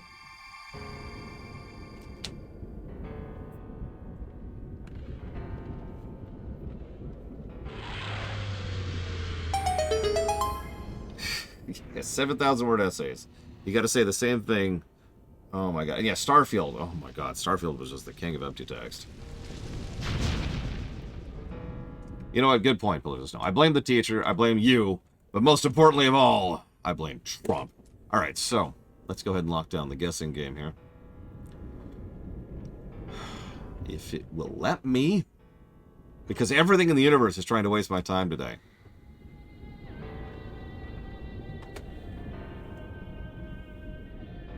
Load.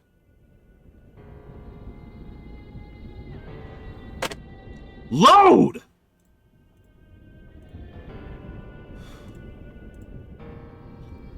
Now, what's funny is it did load immediately after that. So apparently yelling works. Someone guessed a 300 golden number for this.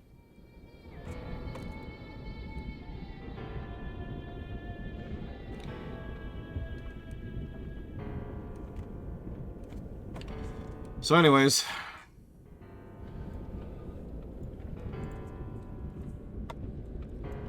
boss refights.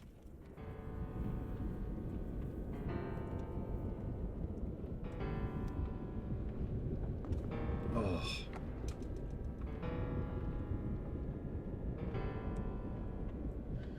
I've heard several people argue that you shouldn't skip ARR.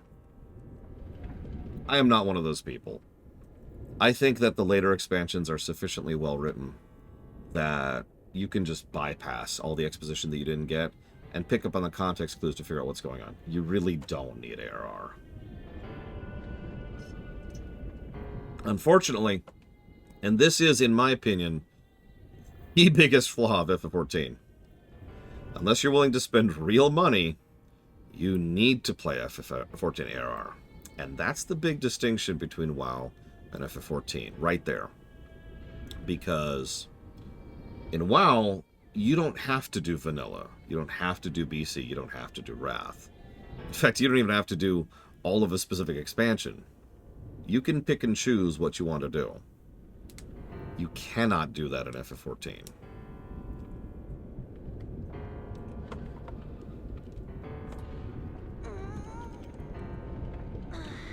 Like, it is not possible to skip anything in FF14. That isn't great, in my opinion. Then again, the argument of that boils down to the fact that it's a good thing that they have a larger barrier to entry. And that's opinion. Like, there's nothing I can say about that.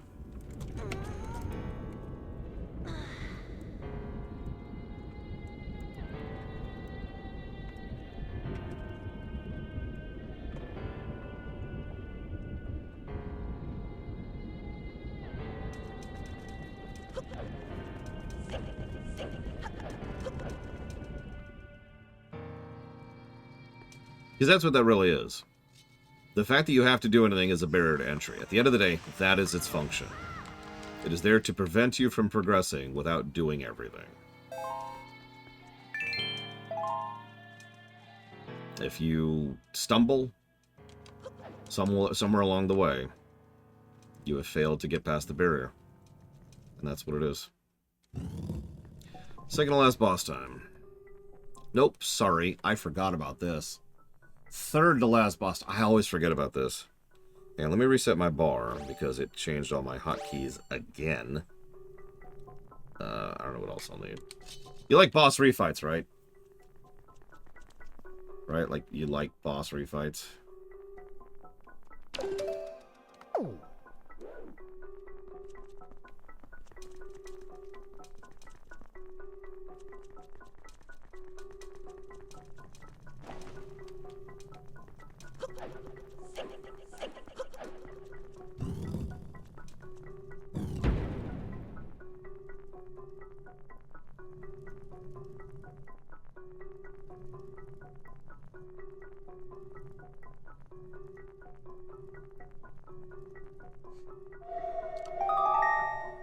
What?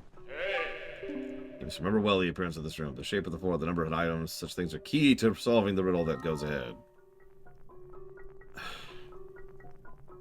Do I have to?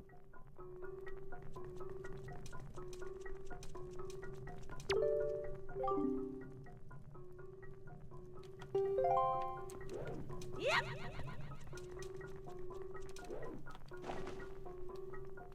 So it was 1, 2, so 2413. Could someone write that down, please? 2413.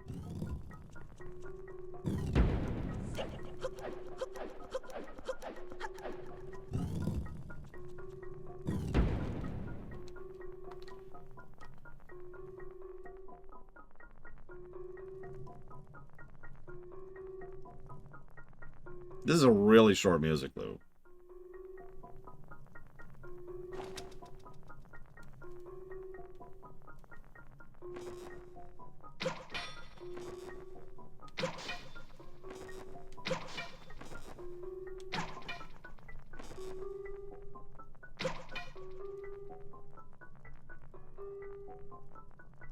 Oh my god, Evo.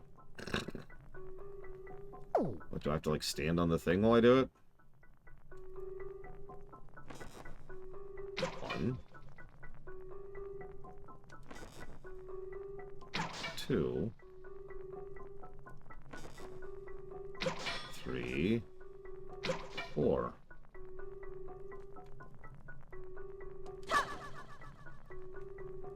Oh, Christ's sakes.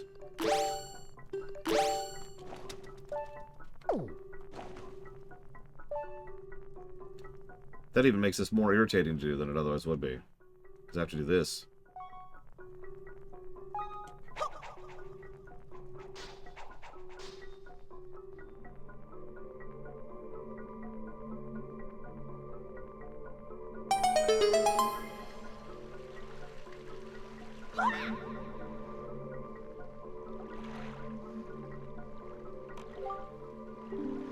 Yep. This is the portal through which Ganon was able to seep into the unsuspecting world above.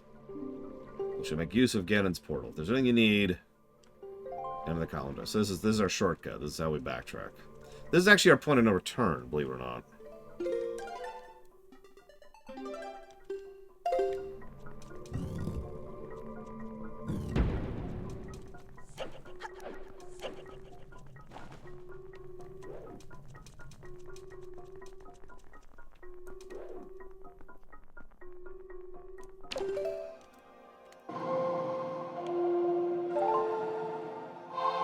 Hi, Dr. Winter.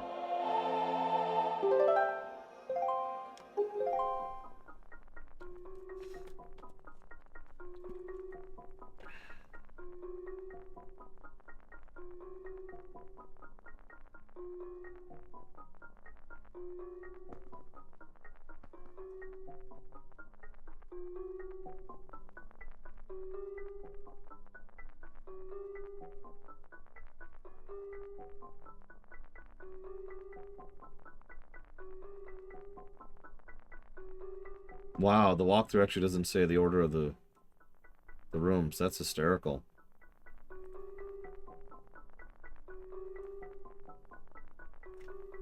Like, you'd think a walkthrough would tell you that. Instead of just telling you the hint that the game itself already told you. Okay, sure, game. Whatever. It might be randomized in this version, but I swore speedrunners just memorize the route. And then just, you know, take said route.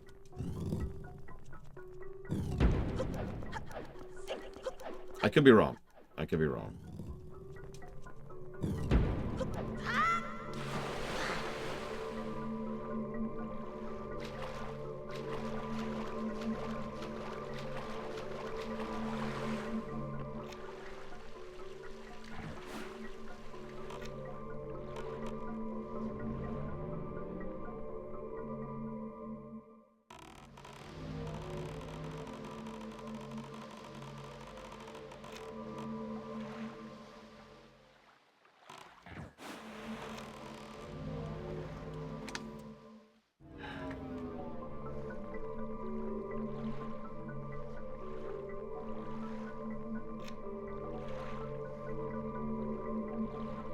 That's how I progress? Oh my freaking god. I'm giving a separate negative because this is so individually stupid.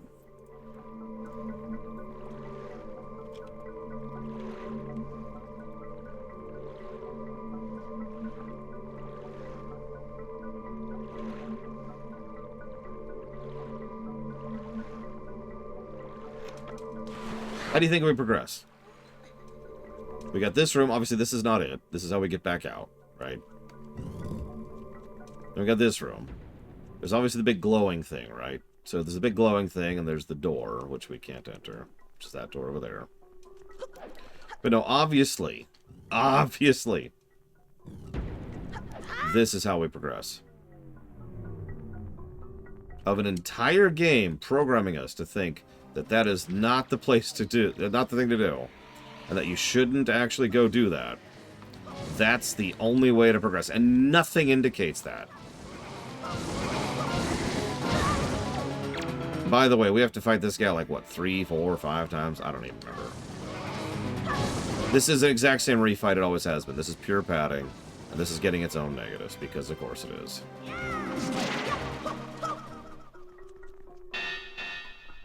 We just have to refight Ganon over and over and over and over and over and over and over and over and over and over and over.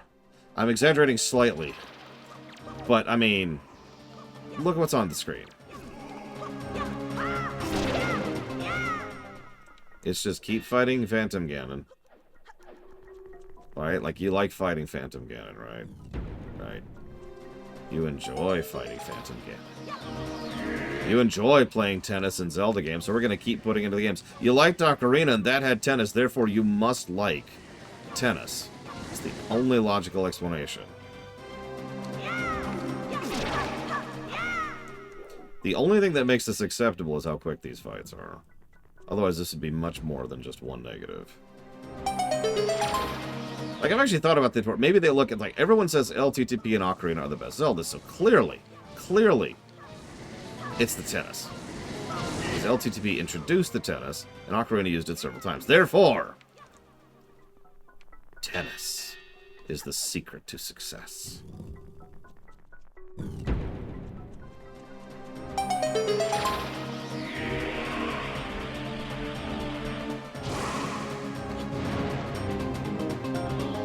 Yep, tennis is the secret sauce. It's the X factor.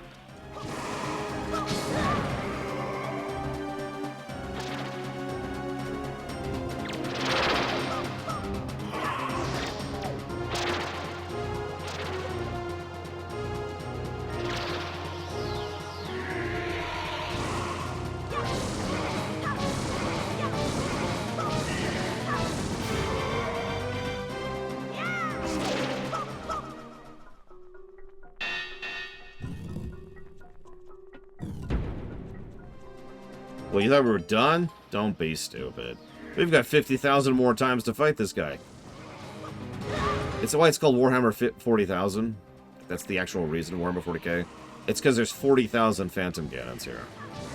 Warhammer was inspired by Zelda. Spoilers.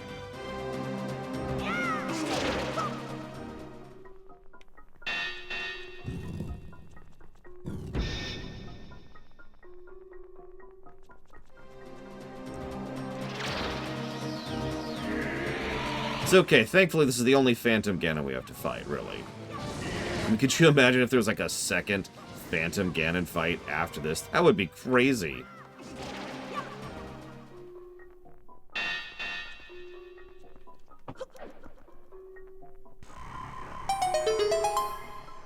Oh, I mean, corn is the only thing I could think of, Dr. Winter.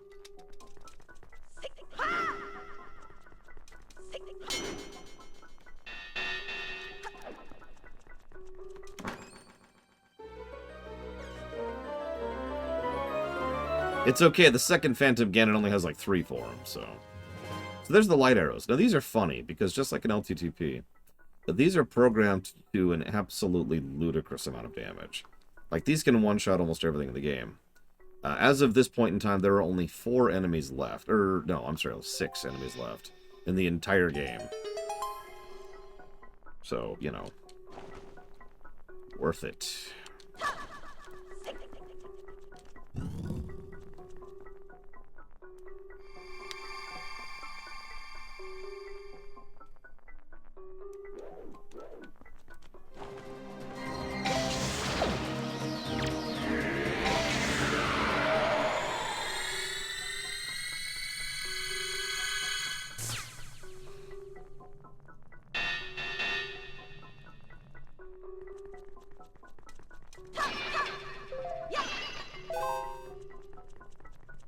So Phantom Ganon is dead forever, and there's definitely no other fake Ganons we're going to fight in the future. Thank God.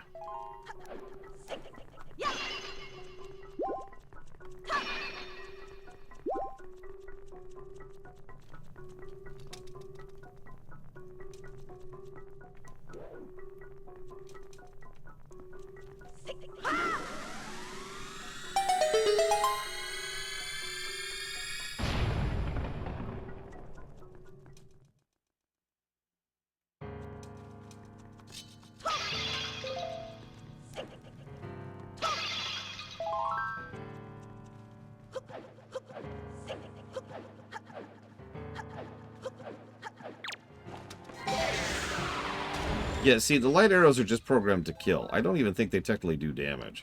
I think they just straight up kill whatever they hit. And now we're gonna play the Master Quest of Wind Waker. And I just break down sobbing. I just start sobbing on the spot.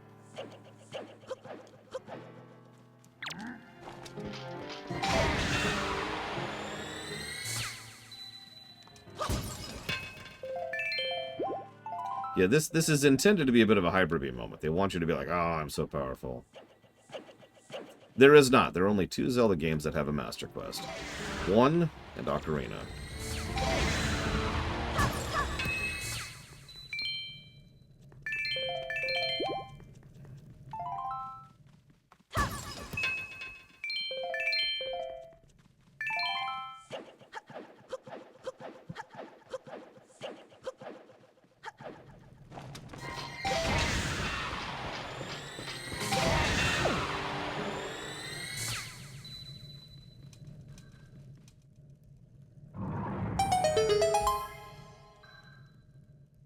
Okay. Yeah, no, the Master Quest is just Triforce Shards. There's no dungeons. There's no nothing. It's just Triforce Shards. All the way down.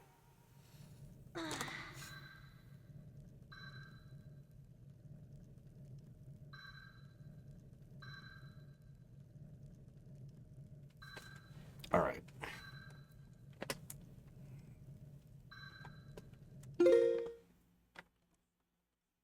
No maps either. You just there's no glowing spots. You just have to fish in the ocean to find them. Also, it's randomized every playthrough.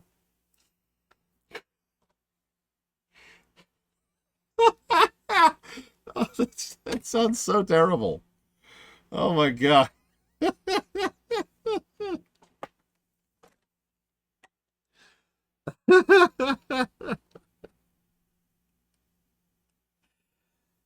Okay. So here's the deal. We are incapable of beating this game before the lunch break. So I'm going to take an early lunch break, and I'm going to spend my lunch break, instead of breaking or lunching, I'm going to clean up the document and do the initial boring part of the audit.